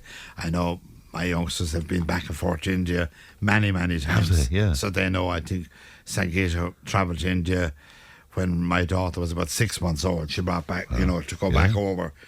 The biggest difficulty, I'd say, for romance is the distance, Yes. Now, it's not so bad now, but back then, there was it's a big to-do arranging a flight to India and visas and so on. And another thing with romance too, after that, we were lucky we had the same language. That's a big thing, I think. Of course, Often you'd wonder how you'd manage otherwise. I suppose you'd have no arguments, maybe. Well, that's true. Unless you could argue through sign language, you never know. Can I ask you, and again, it's a little bit off topic, but just before I let you go, in that 24 years, there's been big changes here. In Ireland, is Sangeeta treated any differently, do you think? No, I think. And again, I hate talking about her behind her back. No, of course. Yeah. I didn't even tell her I was coming here this morning because I said I'm not quite sure where we'll go with this conversation. No, I think, you see, I suppose more seriously, because of all the crises and people coming in, maybe have people hardened a little bit to us. But at the time we were married now, there was nothing like that. I mean, there was a great welcome. Yes. You were kind of a novelty or something totally different. Sure, It's very different in Ireland now because, I mean, it's such a multicultural society now, even here in Clonmel. But I've never seen it. But I suppose sometimes my kids would say that they did feel a bit of it from time to time, and that was interesting in its own way. But I suppose the whole thing, I think the more people that travel, they're open to other societies, but you always have a certain cohort of people that never travel outside their own circle, and maybe they're thinking, the foreigner, they can have that concept, are they taking our jobs and that? But you look at the healthcare system. I mean, we'd all have to accept, even the people that are most against things, that the entire health system would collapse if we didn't have healthcare workers, say the Philippines and whatever, lot of doctors in the hospital, India in particular, all over Asia. So we should be thankful in that sense. But that's what you'd be saying to listeners this morning. You have to accept that people that come from abroad should be made welcome, because it's not an easy thing either to fit in. Even food was always a big thing here now that I think back on it, because when Sangeeta was here first, the only place that sold kind of Indian ingredients was in Kilkenny. So we're up and down continually to Kilkenny. And it's funny now in Clonmel, you've got the Polish shops, you've got a lovely Indian shop there in Mary Street. I don't know, is it called Halal or something? They sell a lot of, all the ingredients that are needed for Indian cooking. But when we came here first, that was a big factor, because bacon and cabbage wouldn't be that popular. I often think about you, though, and think how lucky you are, because I would live on Indian food. I mean, I would eat it every day. Would you? Do you like it? I'll have to say this, because in all my own family, I was never fond of. I'm very very plain eater. Catholic taste. The Catholic, the bacon and the cabbage. So I did find that a struggle. Did you? Yeah. I ate pizzas and chicken mainly, and in India. When I was in India first, chicken is a big thing. I could only eat chicken, and then they'd bring you down the road and you see the chickens in the cages. And I said, no, I prefer the chicken. I prefer the chicken in KFC. But so it is a bit of a culture shock in that sense. Yeah, for that's sure. Great. We were delighted you could come in and share the story with us. And So I'm expecting that TEFL school in Dublin to be inundated with applications. Absolutely flat out indeed. Richie, a pleasure. Thanks very much. Happy Valentine's Day. And the same to you. And the same to Leanne now. So I don't know Leanne's story, but maybe she'll tell us over the week or so. But you never know. Well, seeing that she's talking people like yourself into this, the least she could do is share her own I think stories. I'd be interested, yeah, for sure. Okay, Richie, thanks very much indeed. Cllr Richie Molloy with us this morning. We'll take a break, back in just a moment. Tipp FM's Tip Today. With Slattery's Garage, puck on. It's time to change. Test drive the award-winning range of Peugeot hybrids and fully electric vehicles at Slattery's Garage today. See slatterysgarage.ie. Tipp FM's Tip Today. With Slattery's Garage, puck on. Main Peugeot dealers in the Premier County. And now stocking the full range of the luxury French car brand DS automobiles. Book your test drive today with Slattery's Garage, puck on. See slatterysgarage.ie. Just before the break, we heard from Cllr Richie Molloy there on how he met his lovely wife Sangeeta and his story. Now, Nadaline Webster is a regular contributor to our show, and she joins me now. Good morning to you, Nadaline. Good morning, Fran. How are you? I'm very well. And again, how did Leanne talk you into this, Nadaline? She asked. Did she indeed? Okay. Well, I'm delighted she asked, and thank you for coming on with us today. Tell me about your story. Did you meet as teenagers, Nadaline? Yeah. So we knew each other as teenagers. The horse world in Ireland is very small, of course, and I had a job at a yard all through my teenage years till I was about 19. And he would have come competing. Yes. At the place where I worked. So we wouldn't have been close friends or anything. And then we all moved on with our lives and doing things. And then sometime later, in 2005, November 2005, I was working on a project and trying to an equine related thing, and I ended up getting in contact with him to see if he could help. I was looking for information, and we decided to meet up to discuss it, and ended up not discussing that at all. It was probably the first conversation, like in-depth conversation that we'd ever had, and we said we must get together the following week in order to actually do what we were supposed to do. And and there you have. So, 20 years there, November just gone. Well, many congratulations on that. They say that sometimes, it's opposites even that attract. But in your case, I mean, it was stuff you had in common with the whole equine world, I guess, Nadaline. Yeah, I mean, there's opposites attract is important. I think it's important that people bring different things to the table. Yes. But there also have to be kind of things that unite you. It's very difficult to see how you navigate a path through life if everything about how you see the world and operate is completely different. Yeah, it's interesting. And would you describe your relationship as romantic? Very. Is it indeed? Wow. Okay. It is. Yeah. It is. We don't actually weirdly do Valentine's Day. Well, that's interesting. Now, is that because you see it as a hallmark sort of commercial thing? No, I have really strong feelings on the topic of Valentine's Day. It won't surprise you to hear it. But either all the days of Valentine's Day or none of them are. If you have an amazing, supportive partner in your life every day, then you don't need one day in which to be romantic. And frankly, if you have a crappy partner, then a poxy box of chocolates and some flowers from the petrol station once a year really don't help you. That won't make up for it. I'm not sure I see the purpose. Yeah, no. That's a very interesting take. So do you acknowledge it at all? No. No? Okay. Yeah. No. We might, if we remember, we might try to have an annual disagreement about something, form of protest, but we usually forget. And then you will disagree with it. I love that. It's a whole other take on it. We remember, you see, during your general election campaign, I mean, your husband was a great support. I mean, he came here and he sat with you and... Yeah, no, he's a huge support in everything. Yeah. And I think that's probably the key. Relationships need to be partnerships as much as they are romantic. Yeah. And I think if you don't have that, it's very difficult to have any kind of longevity. And when you say partnership, will you tease that out for me exactly what you mean by that? Well, the core fundamental of partnership is to say that we are committed to a course of action. And I think both of us had lots of very difficult experiences in our lives. And for me, that is a long and happy life together. that's a decision you have to keep making. Yes. Do you feel, not that you're approaching old age or anything near it, but do you feel for younger people trying to find someone special nowadays, because it can be so difficult? Where do you even go, or what do you do? Yeah, from my own experience, younger relationships didn't work out, and the reason for that is very clear to me, at least now, because I hadn't a clue who I was.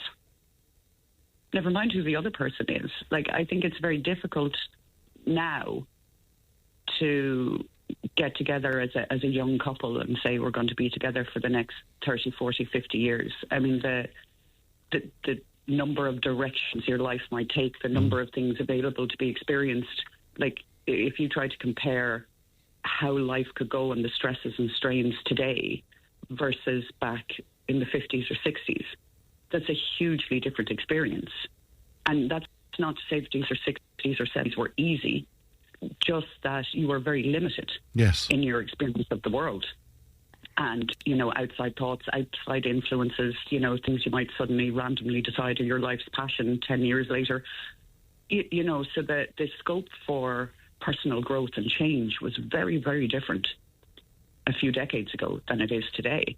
And of course, the more people grow and change, they either grow together or grow apart. I was going to ask you about that, and I think that has to be one of the great difficulties in any relationship, is the speed that one person is growing at, and maybe how interests change and all of that kind of thing. Nadaline, is that worth contemplating?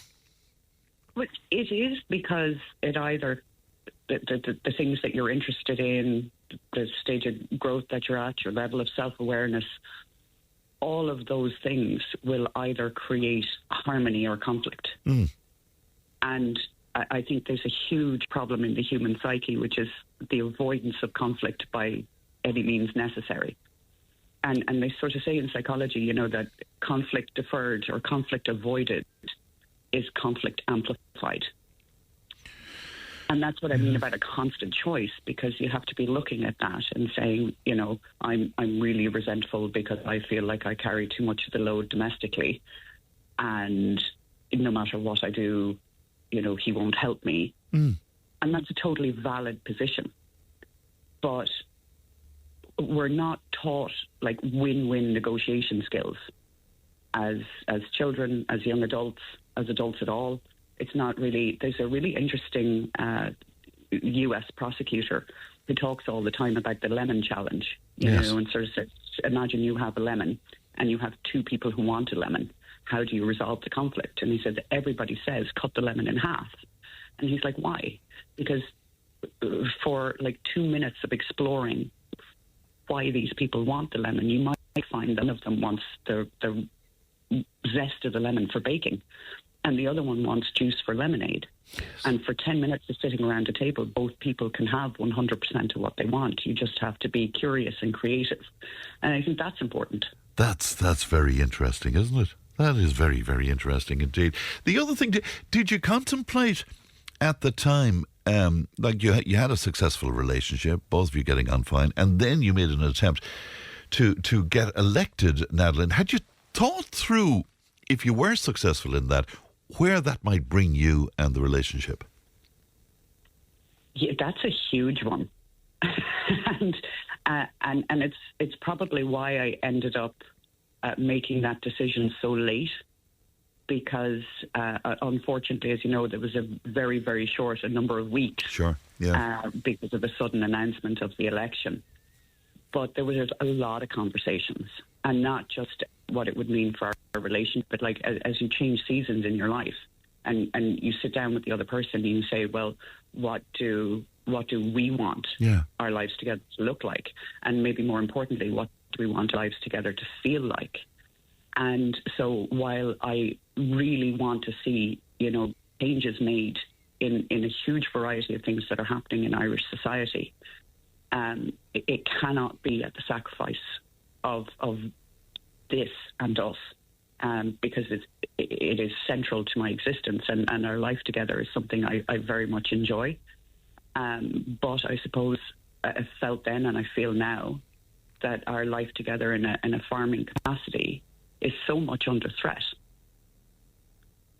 that someone has to do it. And so it's not really that I'm compelled of a burning desire to have a political career, but I am compelled of a burning desire for people to see more fair treatment. And that has to happen. What a very interesting answer indeed. Do you think in a relationship that if both people have polar political views, that could be a big issue, do you think? Only really in recent years. Yeah. It's become very polarised. Yeah.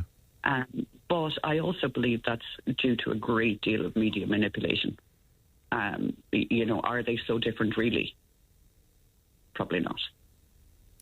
Like, would I sacrifice my relationship over the belief that this political figure is dedicated to the well-being, absolutely, of the public and is going to do great things, and this one is terrible, while the other person has the opposing view? I mean, in reality, both those political figures are probably a mix of both of those things.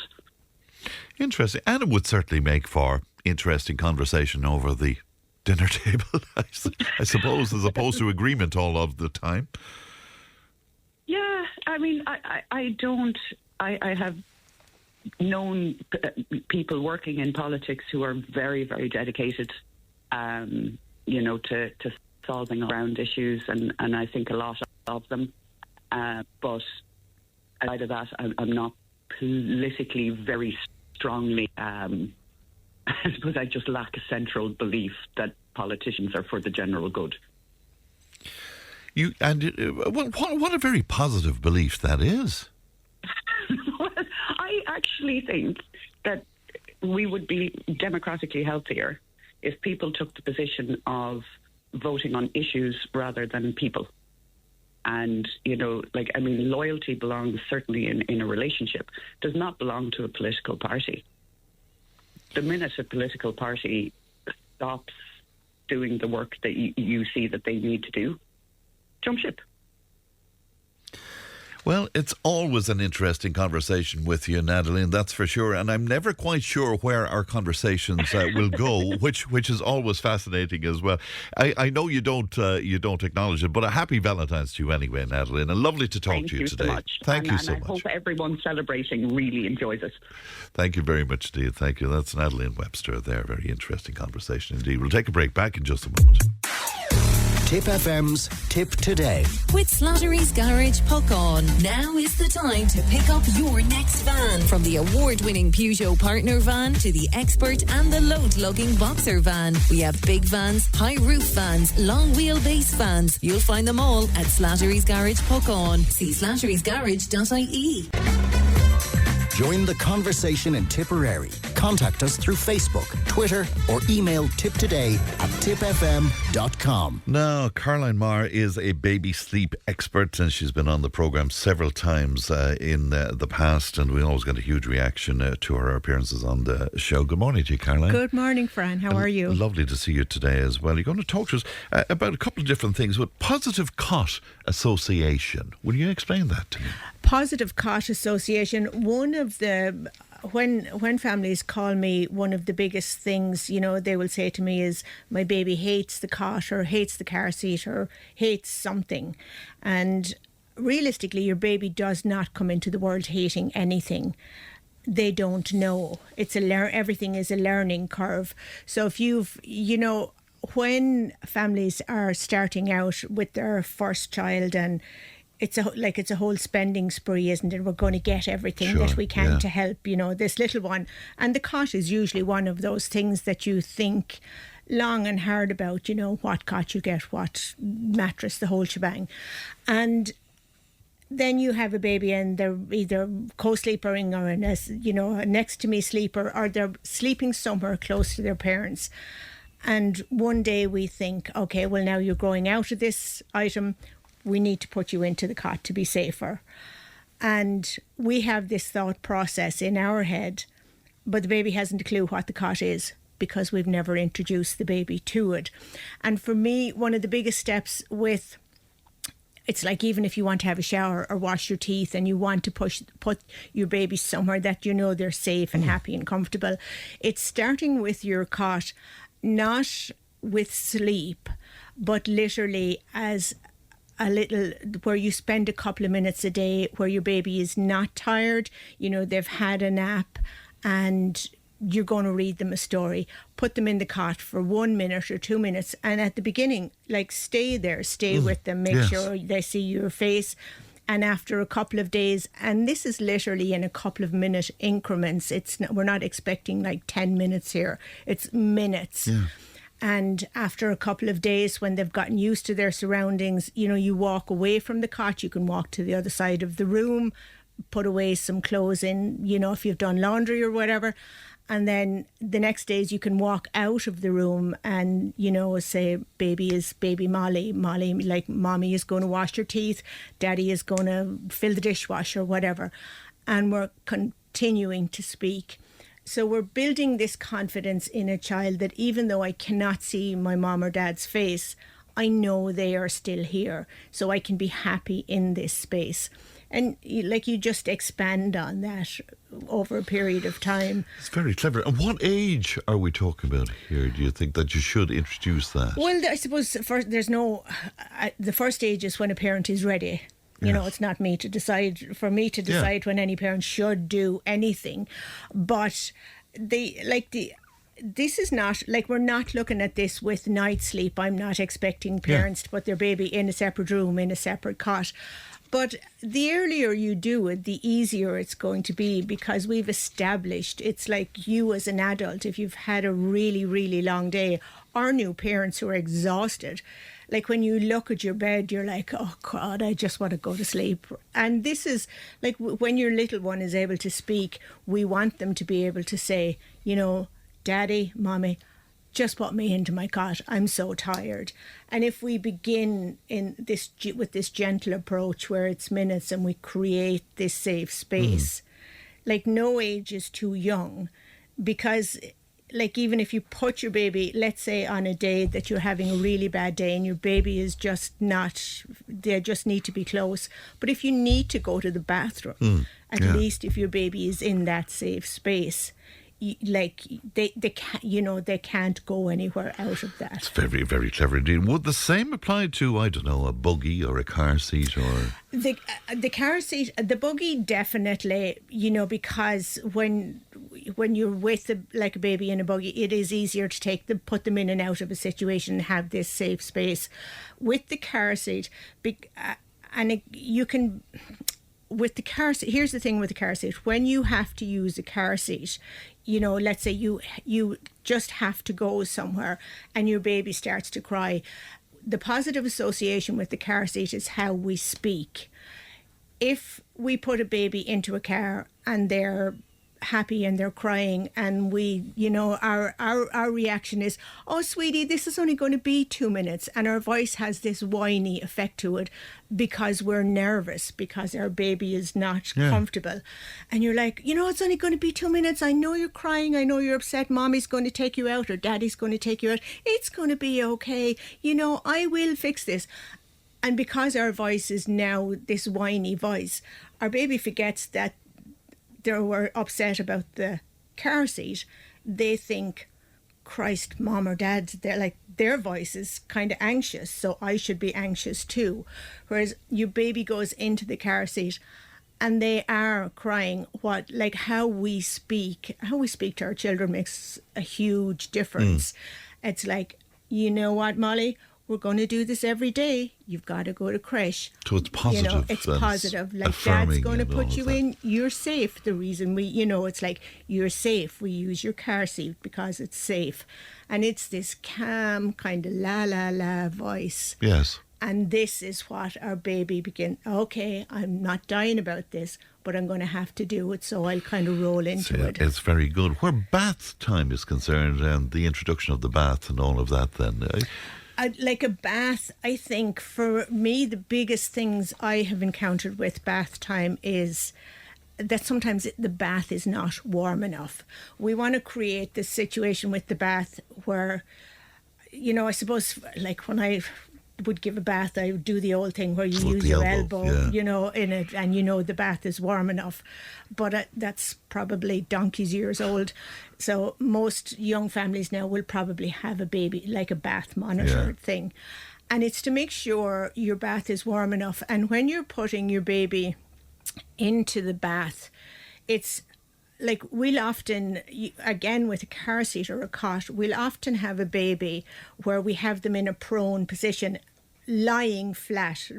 Speaking simply, it's where your baby is almost lying flat in your hands and you're going to place them into the bath.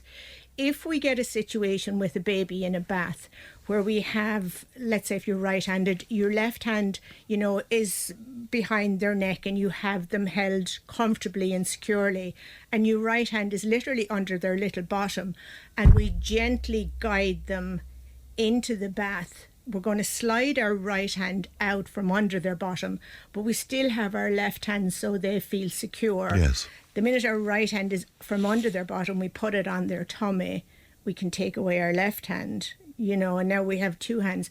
But it is to be able to just, again, how we speak, this is your bath, mom and dad are going to do this every day, this is lovely, you're going to feel good, you're going to be calm, whatever words we use, but it is that constant. And it's just gently getting them used to the water. And for new parents, like particularly first-time parents, the bathing at the beginning is often, and 90% of the time, it is a two-parent situation.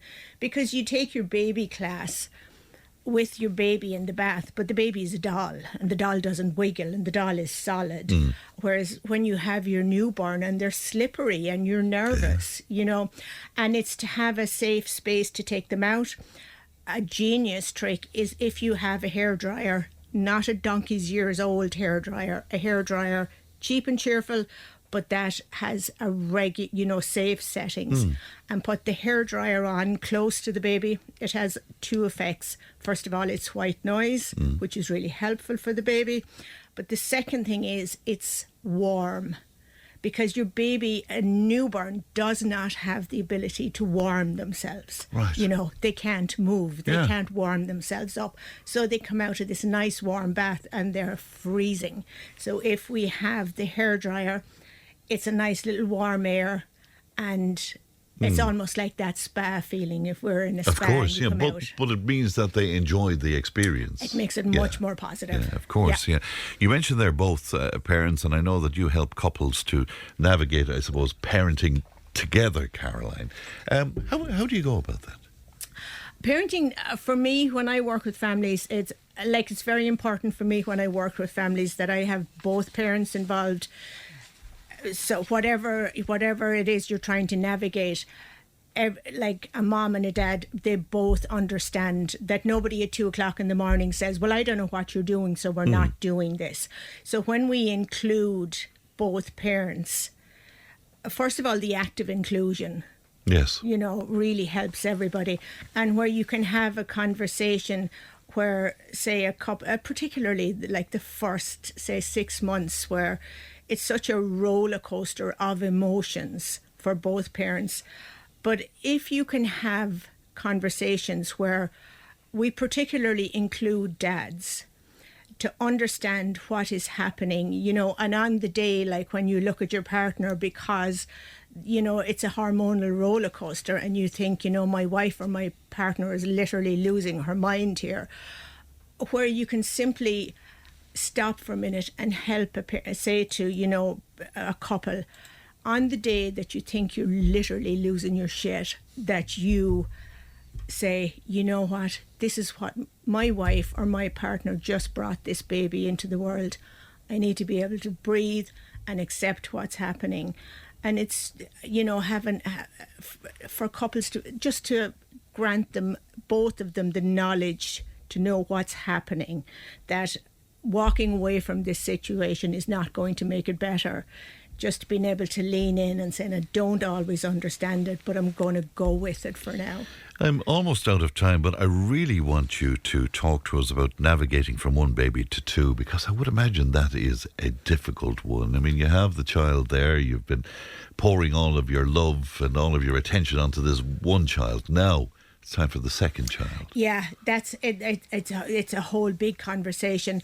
But again, like as fast as I can with this, like navigating to your second child is again how we speak. Try and avoid so when you're pregnant and you tell your firstborn that they're going to have a sibling and you get them the big brother or the big sister t-shirt, and it's lovely and it's all real cute and stuff. But it's okay before the baby is born. But when second baby comes into the world, like your firstborn are going to have days when they're like, well, I'm not a big anything. I don't want to be a big brother or a big sister. I have a sibling, they can acknowledge that baby, or they may not acknowledge it at all. And I often think it can sometimes take up to 6 months for kids to navigate around each other.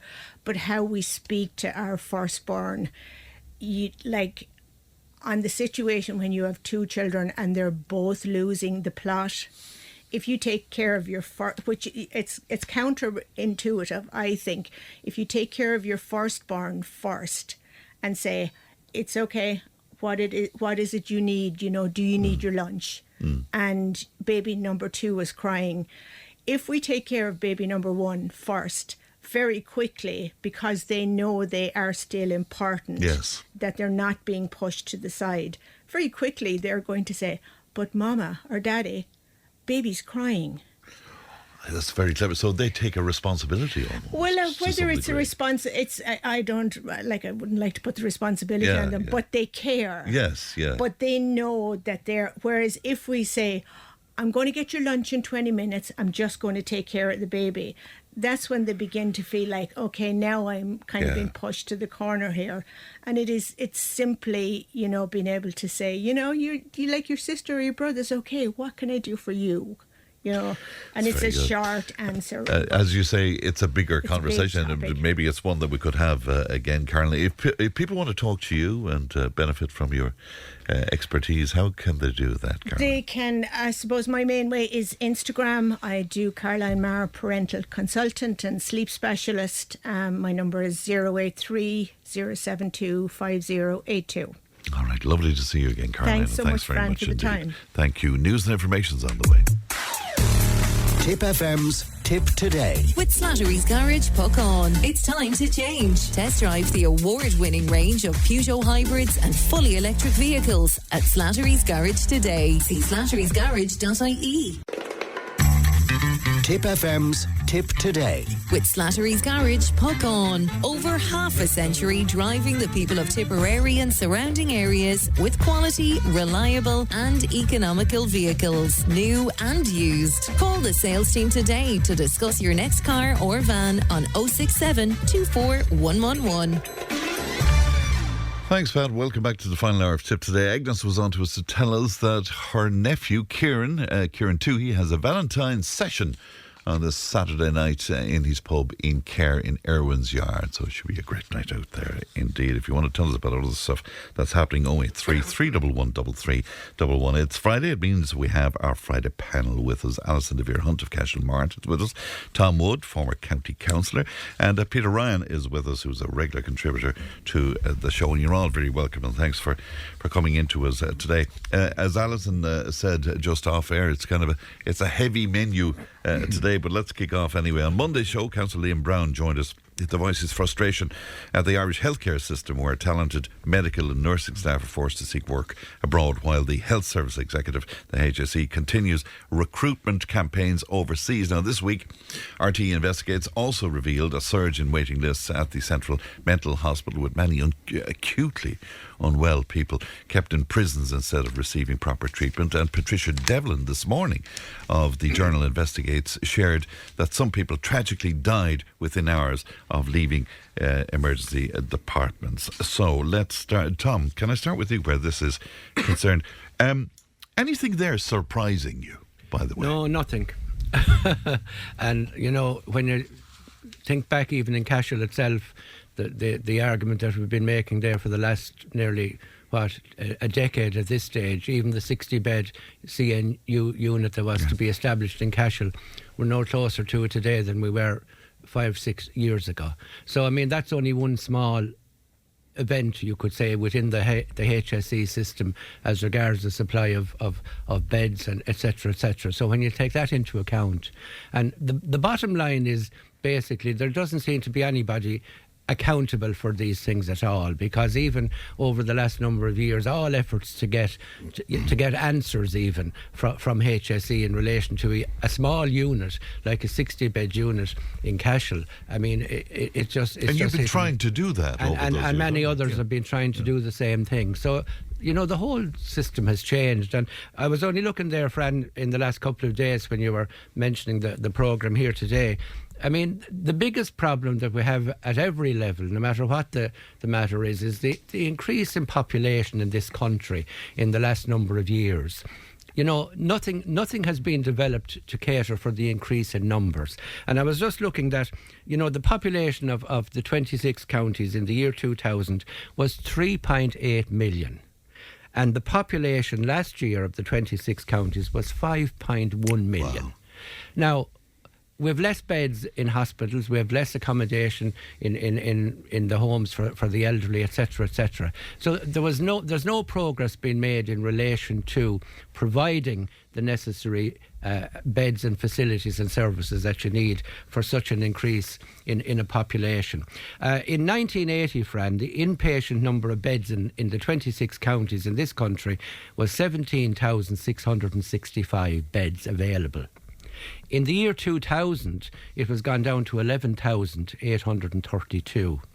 And only in 2022, we only had approximately 15,000 inpatient beds available in the 26 counties, with a population increasing up to 5.1 million.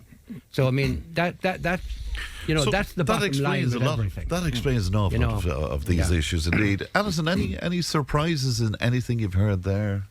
No, to be honest, we're so busy looking outwardly outside of Ireland and, you know, helping the world. We're not looking inwardly at, you know, say, what's happening at home. Like that RTE Investigates programme, that was stark. I just took one quote from it, from the narrator, and he said, regardless of their illness, psychiatric patients waiting in prisons are subject to criminal law. Usually they are on remand as they are too sick for their cases to progress. This means fortnightly appearances in criminal courts. Like, talk about exasperating a situation. Vulnerable people. To be honest, you wouldn't treat an animal like it. It's absolutely scandalous. It was a great show, to be honest. But, like, say last year, a young person went missing in our area, and there was a search and we found them, and, you know, the ambulance came, and that was fine. But then it was more of what's going to happen now? This is a vulnerable youth. Yes. And myself having a psychology degree, I said, look, maybe, you know, I got on to the Irish Association of Counselling and Psychotherapy. My degree is a joint counselling and psychology degree. I thought, you know, maybe there's an add-on I can do, that I can volunteer and, you know, say, because I had most of the hard work done, to be honest.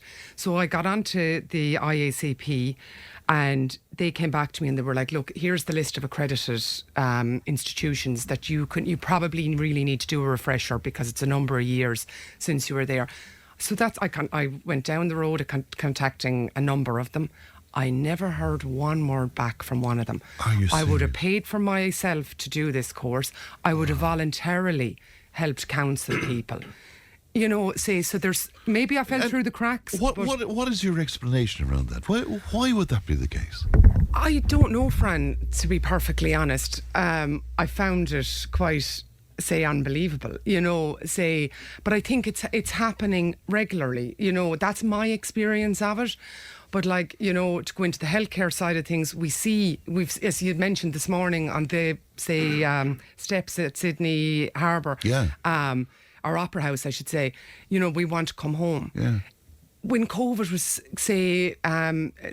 came in early 2020, there was a number of nurses and doctors. There was a call made for them to come back. They came back. There was nothing here for them. they had to go back to Australia or wherever. Yeah. So there's a disconnect. And that caused chaos around that. It did cause chaos. And to be honest, they're not going to do that twice. Yes. And we would talk about educating them here and sending them away. Have a bit of respect for them too. And what do you make about that argument? Because Martin Browne was on with us this morning. He was making the point, the majority of people are going out they're for adventure or for curiosity or for that kind of thing as well. It's not necessarily because they're very unhappy with the situation here. Well, I wouldn't say it's the majority. Look, as somebody who travelled extensively in my late teens and 20s, I did it for fun and, to explore and that.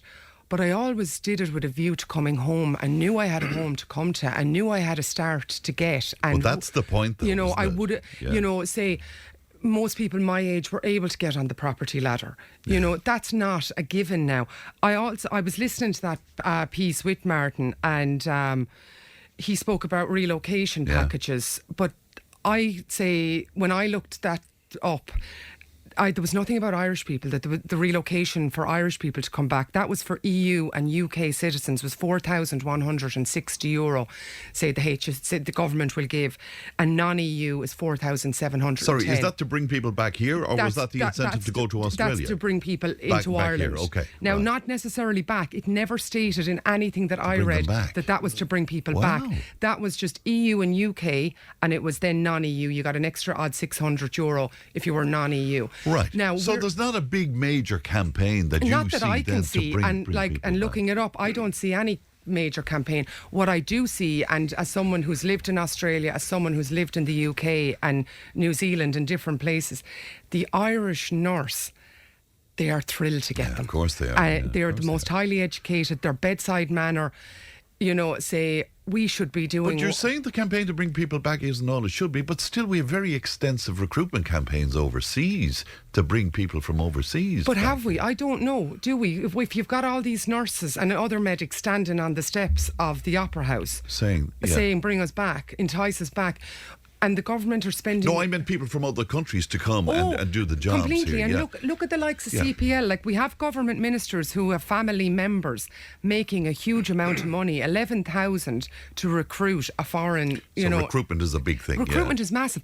If that 11,000 was given to an Irish medic or nurse to stay, and it'd be a good start, wouldn't it? Very good start indeed. Peter, what are you making of all of this? There's so many aspects to it, but that was my first point. Yeah. I think the question you actually asked at the very start was just our health service, the hospitals and that. But as you can see already, we're after broadening it out so far that the whole thing is just gone, the hell with this, I go off and I'll do something else. This is just way too much. Just the whole thing, and it all needs to be looked at and examined. That you can just see within 5 minutes how broad the whole discussion has got. Yeah. And then people just start tuning out and goes, to me, we have to go back to when we had the 17,000 beds, like Tom said. We have to go back when hospitals were ran as hospitals. We have to take the healthcare, we have to break it down. The healthcare is way, way too big. It's out of control. Nobody knows what's going on in it. We should have a hospital and we should have a psychiatric hospital. We should not have nurses as secretaries and doing all that kind of work. When you go to a doctor now or to a nurse, it's more about books than anything to do with your health or what's wrong with you or how you're feeling or anything. You must fill out all this paperwork. Yeah, we keep hearing about the hiring in the HSE. It's largely administration people. Yes, and the hiring, to go on to that point. Yeah. We have all agencies here. We have given out contracts. Recruitment agencies. Yes. And they're the ones making the money, not the nurses working for them. The recruitment agencies should be got rid of. Nursing should be brought back to a vocation or a really good career, which it was one time. It was a really big thing to be a nurse back in the day, and you were treated properly. The wages were good. You had dormitories for all the young nurses. They had a place to stay. It was like actually finishing your college. They were all in. They had their canteens, their everything, and nursing was really a place that people wanted to be.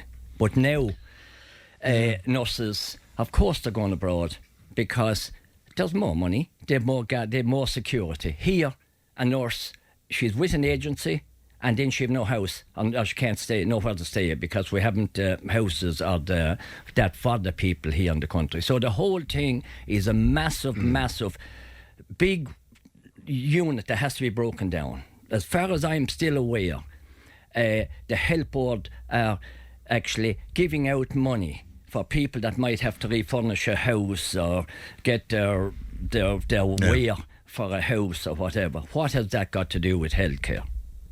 Do you know? Yeah, it's interesting. You go way back to the old the health boards, Tom, and I know it's dangerous to look back with kind of rose tinted glasses on the like. But were we in a better position there than the mega that is the HSE? Yeah, well, I suppose I was thinking of that as well over the last 24 hours, and especially in relation to South Tipperary.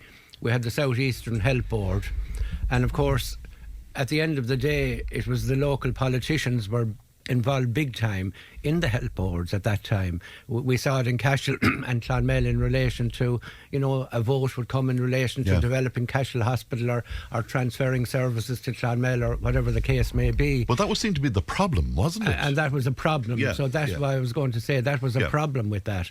Now, you do have the Health Forum at the present time, you have the Health Forum South, etc.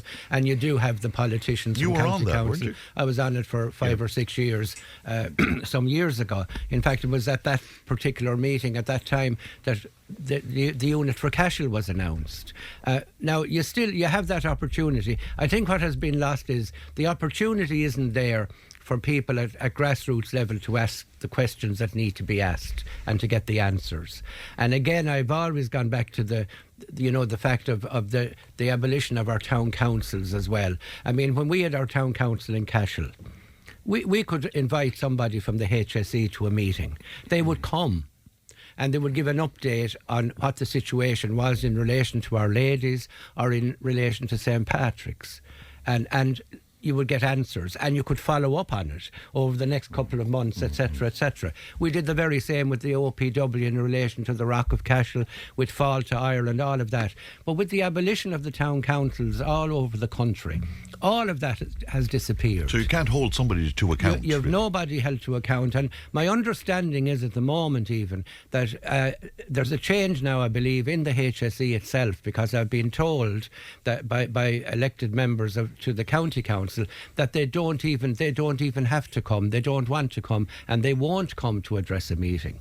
Because I've been asking councillors to, say, why don't you get somebody from the HSE to come to a municipal meeting to give it to spell out what's happening with the unit in Cashel, for instance. But they won't come, and they don't have to come. They did come in the past, and that service was there, and that facility was there, and you knew what was happening, and you could follow up on it. Now it's top heavy, and there's nobody, as I said earlier, accountable really for anything. Where do we go? I mean, how do we even begin to address it? I mean, Peter was making the point there. There's so many aspects to this. We could spend programs talking about. There is, and I think a lot of it boils down to money. Like, say the health service is costing us in the region of 29 billion a year for the Irish, health service. We've one of the worst in the world. Finland has the second best in the world, and theirs is costing them 17 billion a year. Now, Finland isn't a cheap country to live in. Is there a comparison with population? That I don't know, but it's probably maybe it was about 5 years ago. It's not anymore, I'd say. Like, we have a major issue. Our infrastructure's on the ground, and yet we seem to be enticing more and more people to the country. The health service isn't getting any better with all these people that are coming in to work in it. That's bandied about an awful lot of the work that's being done. And, 82% of doctors that are being sanctioned in Ireland at the moment are foreign doctors. So, we do kind of speak like all these people that are coming in are our saviour. Statistically, that's not the case, and we do need them because we don't have But we need to doctors. keep what we do have. Yes, we actually do have, but we're not. We're exporting them. And how would we? Do we need to oblige them to stay in some way? Well, look, I think there needs to be maybe some sort of a middle ground. If you study in the UK, let's say you take out a student loan to cover your fees, etc., and when you then get into full-time employment, a certain amount of your salary comes out every month to pay for that. Maybe there should be an option that, the course costs X for the state to run it. If you stay on and work for 2 years, that will be waived. Whereas if you don't, whether you're working in Australia or wherever you're working, you have to pay a certain amount of your salary, because whether you do your degree and have your student loan in the UK and move to America, they follow you. That it's not because you've moved jurisdiction, you're no longer contactable. You are. So that would be very attractive. Well, I think it is, and it gives people an option. Yeah. That you stay here, you work off a certain percentage of that, you get a certain percentage of that, say, for, taking on the course in the first place, let's say. And you have maybe a 10-year period to do that, to pay it back, or to do 2 years. So if you go, that's fine if you want to go after you've qualified. But if you haven't sorted that out within 10 years, then we start collecting. It's just an option. It's an option I haven't heard being discussed.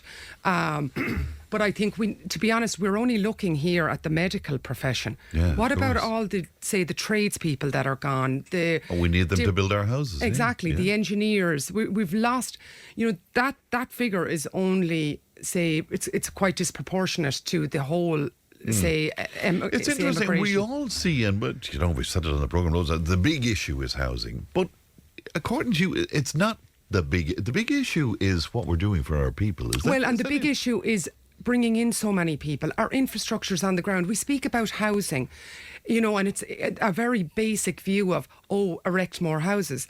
But what about the environmental factors? I've mentioned this on the show before about the environmental factors of all this extra building. But that doesn't seem to be really, catching on, because there's going to be major environmental factors in relation to our water quality.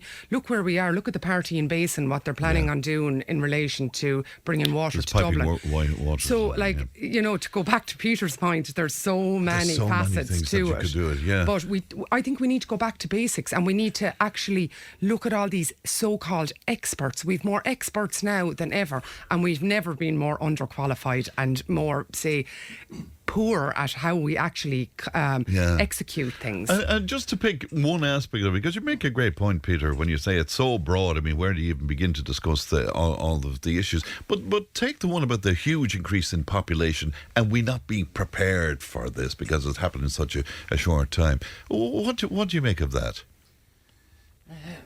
First of all, I don't accept that we're not prepared, which was our own government brought everyone in. So if we vote in our governments, we obviously thought we had the right people in place, so we were prepared.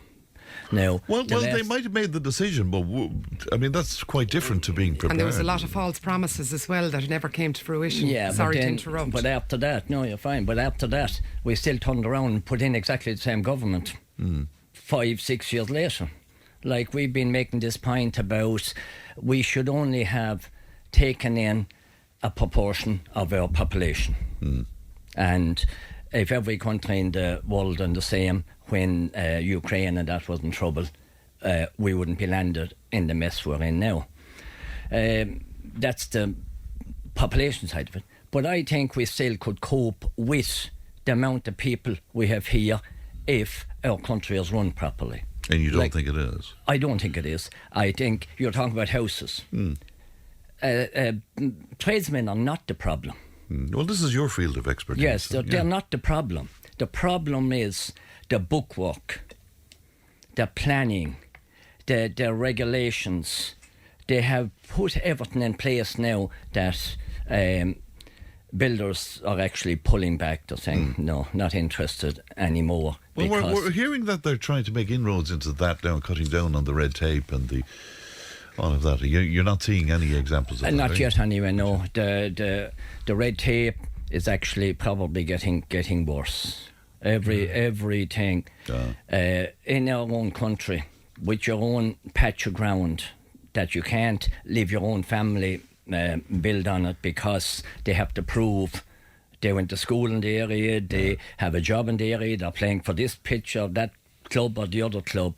That's only a small part of it. That's only before you even start with your outline planning permission. Yeah. But this goes on, and builders are just saying, no, we have enough of this. Fran, just on one point, the vast majority of people that are coming into the country at the moment, or over the last decade, it's similar to what was happening in this country 40, 50 years ago. Think of all the people we knew in Cashel and area that had to leave the country. Yeah. They had to leave. They went off to England. They went elsewhere. They trained as nurses in England. They had to go because the jobs weren't here. Most of the people that are coming into the country at the moment are doing exactly the same because the opportunities aren't available in their countries. But so I heard an interesting point on that, and I'd love to hear your view on it. And we do have to move on because the time is against us. But an interesting one is that because we are making these places are available here, are we taking nurses and doctors, Tom, from countries who need them because of their situation with poverty? Yeah, but they're probably coming here for the very same reason. People are going to go where they're going to get a good salary. A lot of those people that would be in those professions in other countries, they would be getting a very, very poor salary. Yeah. They would come here for the very same reason as our friends and neighbours went abroad, because they wanted to get an opportunity and to better themselves. Yeah. So it's working in the opposite direction now as it would have been, we'll say, even in our time when we were going to school. Look at all the people in Cashel that left. Many of them never had the opportunity to come back. They couldn't afford even to come back. Now you can be in Australia or any part of the world in 24, 48 hours. Before we leave it, one last point. It's a totally different situation. Can I just go back on Peter's point in relation to all the paperwork and that? Yeah. That's a huge part of the issue. And with farming in particular, and legalities. Yeah. Because to be honest, everybody's like, before somebody'd fall and they might break a leg, but you wouldn't sue somebody. Whereas now we're part of a culture, so we're kind of in a bubble, and the HSE is majorly in that bubble. They're paying people out hand over fist all the time, and I think we need to look at that. They say the amount of solicitors in Ireland and how long it takes to get cases through court is it 4 times higher than most other European countries. That wouldn't be a bad place to start, and maybe look at how other places are doing it. But one quick point. I done a Safe Pass course this Thursday last week, and the one point was put out to us all day. Now it's an awful day from 8 till 5 o'clock. I bet you learned loads there. I learned, but the point was made to us was cover your ass. Well, from a legal point of view, nothing else is really important in the buildings. Cover your ass. All right, let me take a break. We'll be back with our panel in just a moment. Tipp FM's Tipp Today. With Slattery's Garage Puckon. Now is the time to pick up your next van. From the award-winning Peugeot Partner van to the Expert and the load-lugging Boxer van. We have big vans, high-roof vans, long-wheelbase vans. You'll find them all at Slattery's Garage Puckon. See slatterysgarage.ie.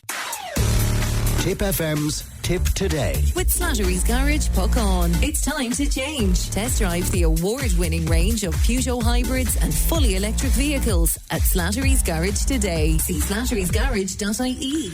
Welcome back to Tipp Today. We'll be going back to our panel in just a few moments' time. But as you're well aware at this point, we have teamed up with Jack Doyle's Irish Pub and Restaurant in Budapest. And the story is we want to give one of our lucky listeners an incredible getaway. You and a friend will jet off with flights and accommodation. And there's that cruise on the Danube and dinner and drinks at Jack Doyle's Pub and Restaurant. You'll stay at the Dorothea Hotel. It's a beautiful, beautiful occasion. That's all around St. Patrick's Day, of course. Now, one of the finalists is Kathleen O'Callaghan from Tipperary Town. Kathleen, good morning to you. Good morning, Fran. How are you? I'm very well. Lovely to talk to you, Kathleen. How are things? Good. I'm so excited. Even to be one of the 10 is enough. Well, it's just so exciting. Isn't it great? Do you know much about Budapest and Hungary? And I believe I was booked to go pre-COVID, and I'm Dublin Airport, and because of a storm, it was cancelled. The flights were cancelled. Are you serious? Never got there. Oh, So Lord, this oh, Lord. is just wonderful.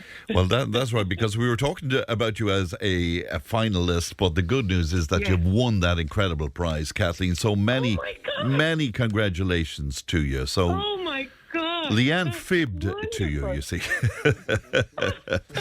We're delighted. So exciting. Delighted for you. After a drastic year, this is just wonderful news. Right, so Wonderful news. it's been a drastic year for you, has it? Yes.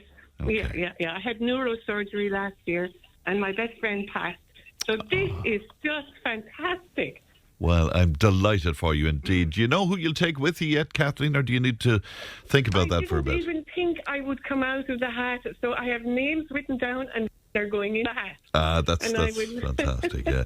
Many, yeah. It's a beautiful city. They tell me you'll cruise along the River Danube there. Danube, and yeah. It's just gorgeous, you know. So, well done. Lovely. Oh, Lovely.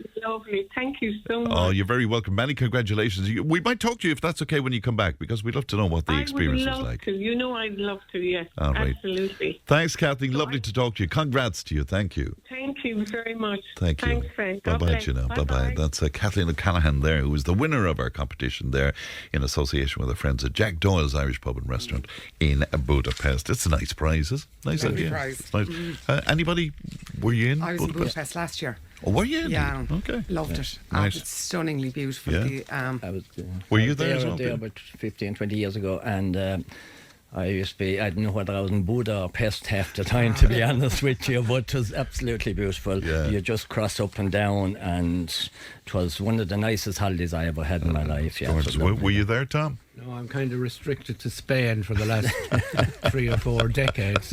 Well, that's because you have a lovely Spanish wife, you see, and that's it. Well, it's a terrible affliction. It's terrible. Can't go anywhere. This week's County Council meeting sparked quite a heated debate indeed. Sinn Féin's Councillor David Dunn highlighted the lack of support for people struggling with addiction and homelessness, but Councillor Siobhan Ambrose fired back, saying this isn't a problem created by the government and that people make the choice to drink or take drugs. Now, things got even more intense when Councillor Dunn admitted that some have lied to get council housing, and he described them as hard cases and stuff. Now, we heard from the former soldier, Donald Looney, as well. He agreed with Councillor Ambrose and insisted that drug use is always a choice. So let's tease that out. Peter, can I start with you first of all on that? Would you go along with what Councillor Ambrose was saying, or how do you feel about this? Look, I'll start off by saying I don't believe that any young person grows up and wants to be a drug addict. That's where I'd start from. Now, a lot of different things on the way that makes this happen, and I know if you get caught up on it, most people don't have the willpower to give it up, you know. I know I smoked myself for 25 years. Yes. And I pulled the plug on them one day, cold turkey. It was the hardest thing I've ever done in my life. So I know what it's like to give something up that's really stuck in you. But for drugs, it's really another one of these subjects that's very, very hard to get your head around. I don't believe anybody really wants to be on the street sitting in the cold as a drug addict. But at the same time, there's an awful lot of people taking drugs for the wrong reason. They have too much money. They're on the social drug that's leading on to bigger problems and that. So I really don't know about it. I don't agree with Soldier completely because I think that's a little bit severe. You think it's hard line? Yeah, I think it's a little bit too hard line. But there's times when you would say, come on, would you ever get up off your backside and do a day's work and stop begging just to go off and get another fix? Or that. Yeah, the other thing that Donald said, and just before I move on, I'd love your opinion on it. He figures that, there should be an obligation on younger people when they leave school to do an X amount of time with the army or with the military or whatever. Would you go along with that? I don't think we should have rules that people, when they leave school, should have to do anything, because that's going back to when our sons and daughters had to join the army and maybe send away fighting somebody else's war and all of that. So I don't believe that. But I do believe if children are brought up somewhere nearly right, that they'll have those standards anyway. You know, that they won't need to go. So parenting, is that what you're... Yes, and I've spoken about that lots and lots of times. I still believe parents, even going back to the drugs thing, everything, parents are the ones that have to take the responsibility up to 16, 17 years of age. And if their offspring are creating havoc outside of that, they should have to pay the price. Alison, what did you make of what Councillor Ambrose said, I suppose, first of all? Well, it's a choice until it's not. You know, and there's an awful lot of people recreationally taking drugs from all walks of life. We've seen the likes of Alan Kelly look for there to be mandatory testing in the Dáil. That still hasn't been brought in. Like, if you're not taking drugs, you've nothing to worry about. So I do think, to be honest, from the highest, ranking in society down, there should be mandatory drug testing. You know, cocaine is commonplace now. And I suppose part of the problem for so many addicts and even people who use recreationally is, do they know what they're getting? You know, see, we talk about mental illness, and a lot of mental illness is brought on by drug use. I was talking to a nurse recently who was telling me about the hospital on a Monday morning and all, the young people in there, and they're going berserk because they're coming down on whatever they took at the weekend. That's another cost to our health service, to go back to what we were talking about before the break.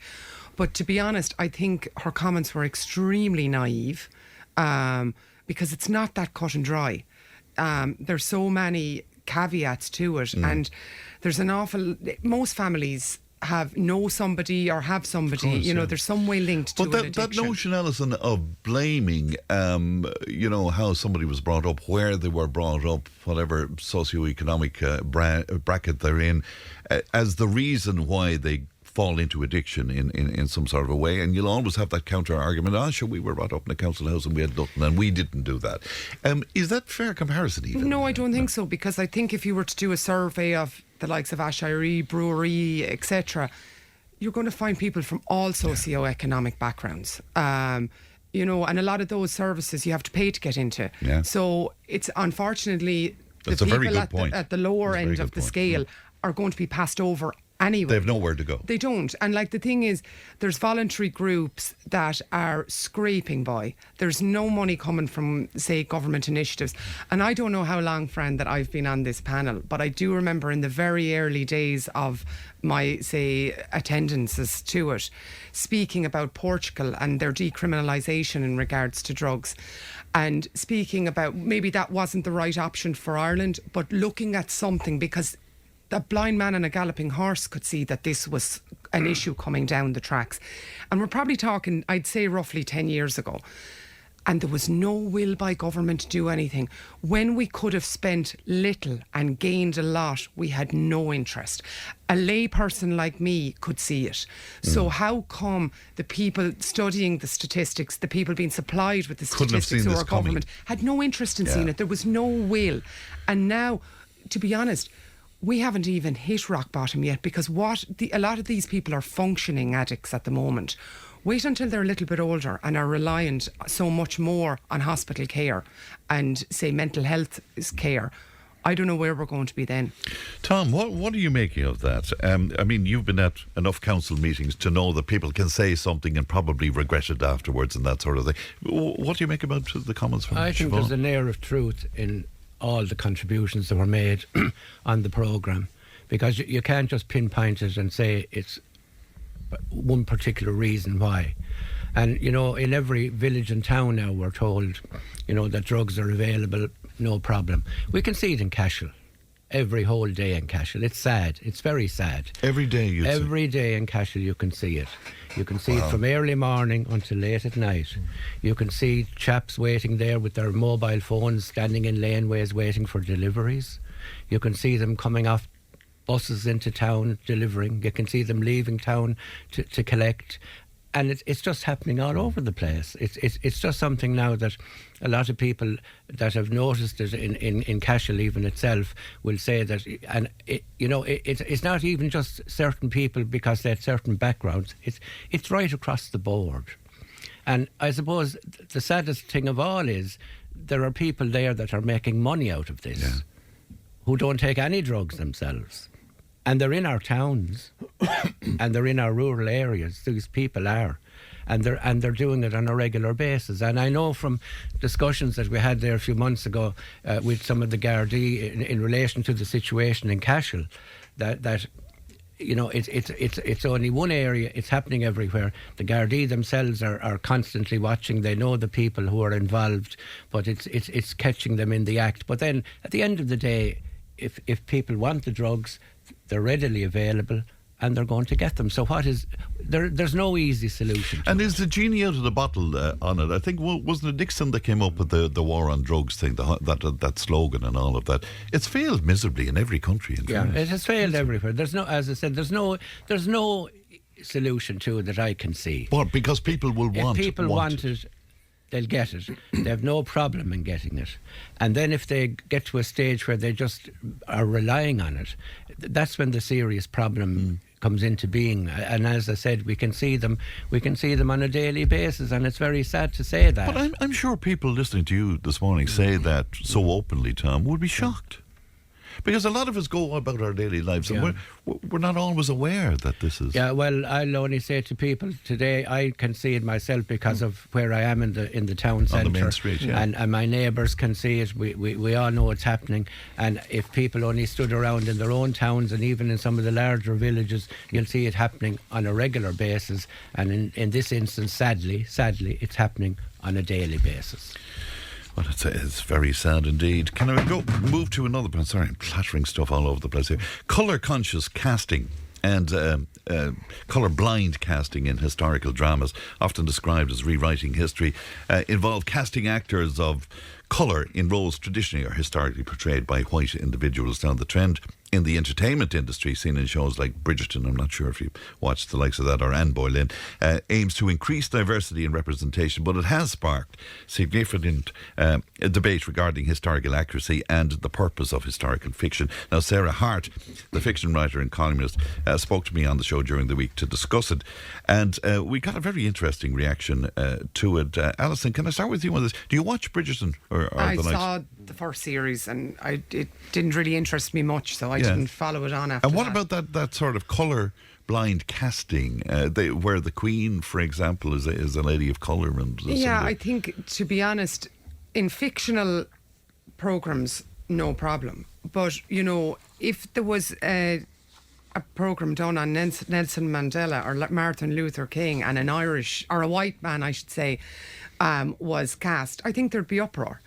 Like the likes of James Bond, Idris Elba was he mentioned a number of times in relation to being cast. No issue. He was a black actor, just for people who might be sure. Yes. And to be honest, I don't think any woman would have any issue with Idris Elba. He's a fine thing, isn't he? He is a fine thing, being James Bond. Yeah. But I think, there is definitely, in relation to our history, when I did my undergraduate degree, there was a girl in my year who won Miss Black Britain. And I remember I was like, in my early 20s over in London. And I remember being shocked by this. Like, I suppose we're going back 20 odd years ago. So, we were living in a different mindset altogether. And I remember saying to a couple of the girls, God, if there was a Miss Black Britain in Ireland, there'd be uproar. Because, not that there'd be uproar, sorry. If there was a Miss White Britain, there'd be uproar. Yes, yeah. So, like, and I suppose we have the Mobos, music of black origin and all that, which, to be honest, music of black people, musically have, when you look at Motown, etc., unbelievable contribution. Yeah. But I don't think that there's a need for it. I think, Well, I suppose what's behind it is trying to make up for all the years where black people were written out of an awful lot of stuff. And I mean, you had ridiculous things like white people playing Red Indians, or you know, you had people in blackface pretending to be black musicians. True, I agree with that. But do we need to make up for it? Can we not just move on? Can we not just, you know, get on with it? Like, you know, when we spoke about the last two topics we were speaking about, yes. you know, like real issues. Like where people, you know, I think this is only drivel. I think it's nonsense. I think it's woke. And I just see it being a waste of time. I just think, do you know what? If we're going to try and doctor history somewhat, because some people are going to pick this up as factual, then maybe, you know, we need to look at what we are teaching our children in relation to history. And look, I suppose reading up on a lot of things, I think there's been a huge amount of doctoring of history, white and black, and you know, say so.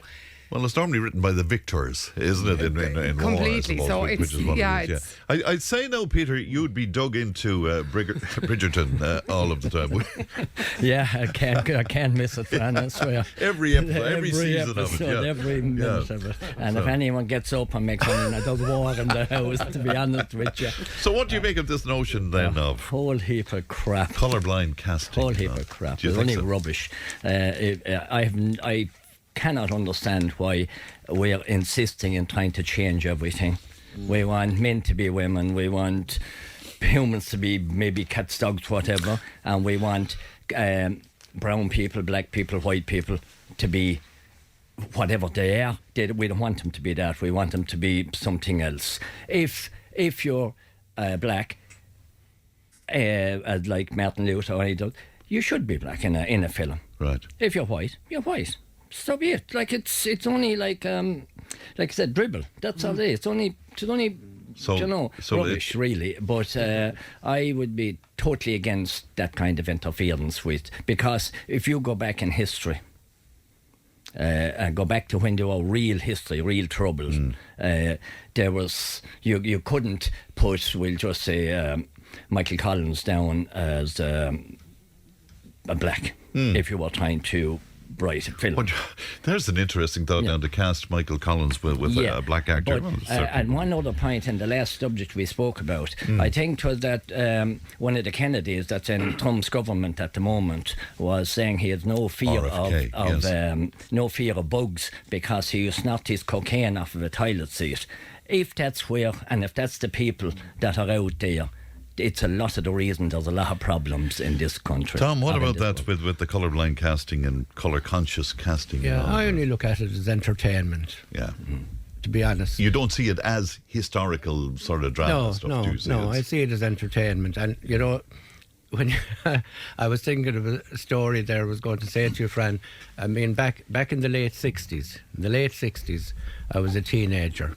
And there was a man in Cashel. Well, he was in Africa, Brother Bosco O'Connor. Oh, yes, I and remember, he was out in Ghana. And he had a sister in Friar Street, Delia Ford, who had a little shop there. A little toy shop. And a bed and breakfast, St. Anthony's. Yeah. But Bosco, he was come occasionally home for a holiday to Cashel. But on this occasion, he brought a black student over who was studying for the priesthood. And when he had his holidays, he was here in Ireland for about 2 years. And when he had holidays, he didn't go back to Ghana. He came to Cashel and he stayed with what he called Auntie Delia.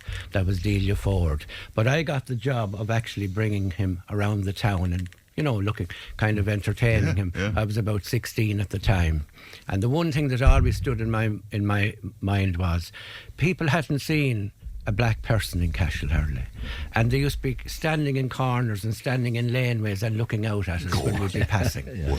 And the amazing thing of all was Brother Bosco had brought him to Ireland. He was known as Paddy Twee. His name in Ghana was Paddy and his surname was Twee, and Paddy Twee was his name, and I'll always remember it, and I can always still visualise all those people, and children in particular, that were standing behind cars. But watching. It was meant kindly, though. It was lovely. It was curiosity. It was just lovely. And Paddy Twee was loved in Cashel. Yeah. He even came to the town hall at Christmas when the youth club would have our shows on. And in one particular evening, we were practising for the Christmas show, and the three wise men, we were just at that session of it, and who come up the back stairs, only Brother Bosco and Paddy Twee. And if there was a third person, you had the three wise men. So this was the original colour casting. It was, yeah. And it was just amazing. But to think that even out in Ghana, he was Paddy. Yeah. And he was Paddy Twee. And that wasn't offensive to him. No, and it was the Divine Word missionaries that he was with. And he was ordained a priest. Now, sadly, he died very, very young. He died very young out in Ghana, in Accra, in Ghana. But that's a wonderful story. That's the story that I have in relation. Listen, before I let you all go, tomorrow is Valentine's Day, and you need more. We only have about a minute and a half left. Alison, romantic. I got my Valentine's card yesterday. Excuse me. I collected my 5-year-old from preschool, or not preschool, say after school club. Lovely. And he handed me my card. That's lovely, isn't it? Yeah, the box is ticked. Do you believe in the whole thing of do you see it as Hallmark? Oh, completely Hallmark. Yeah, okay. And does anyone even know anything about St. Valentine anymore? You know, like really, it's definitely a Hallmark. It's money racket. All right, okay. Peter. look, romantic me. If I was to go by body language here, he had his arms folded like I this. just hate the way you look at me. I'm sorry. Valentine, of course, I would wish everybody out there a really happy Valentine's weekend. But are you a romantic person yourself? Do you pay homage to? I do. I'm a big romantic person altogether. Like it's. He has a big smile on his face. No, look, I wouldn't be too bad. I suppose I'd probably be very predictable over the last 43 or 4 years. I probably have treated herself to more or less the same Valentine's present every year, but I never forgot it yet, I think, so that's where I would sign off on that one. Tom, what about you and lovely Marabella? Today's Friday the 13th, Frank. We Valentine's Day, I think, every day. No, it's funny because I was just thinking in the last couple of days again, and it's something that people should think more about, all these saints and whatever. Like Valentine was 3rd century, okay? We had St. Gubnat a few days ago, patron saint of beekeepers, 5th or 6th century. St. Patrick himself, 370 AD, 4th century. It's amazing that we have to go back 14, 15, 1600 years. And what's that saying to you? It's just saying that it's kind of to me it's very strange, like that we're still, after all those years. I mean, as you said there earlier on, there's money to be made out of it as well. But at the end of the day, I mean, it wouldn't worry me in the least. And as I said, we have Valentine's Day every day. I wonder would she agree with that? But anyway, we'll leave it at that. Lovely to see you all, to Tom and to Alison and to Peter. Lovely panel. And thank you so much for coming into us today. That's it from me. Leanne produced. Ali looks after content. Stephen has the Time Tunnel on the Lunchtime Show, and I'll talk to you on Monday. And happy Valentine's Day. Do look after yourselves. Bye-bye. Tipp FM's Tipp Today. With Slattery's Garage, puck on. It's time to change. Test drive the award-winning range of Peugeot hybrids and fully electric vehicles at Slattery's Garage today. See slatterysgarage.ie.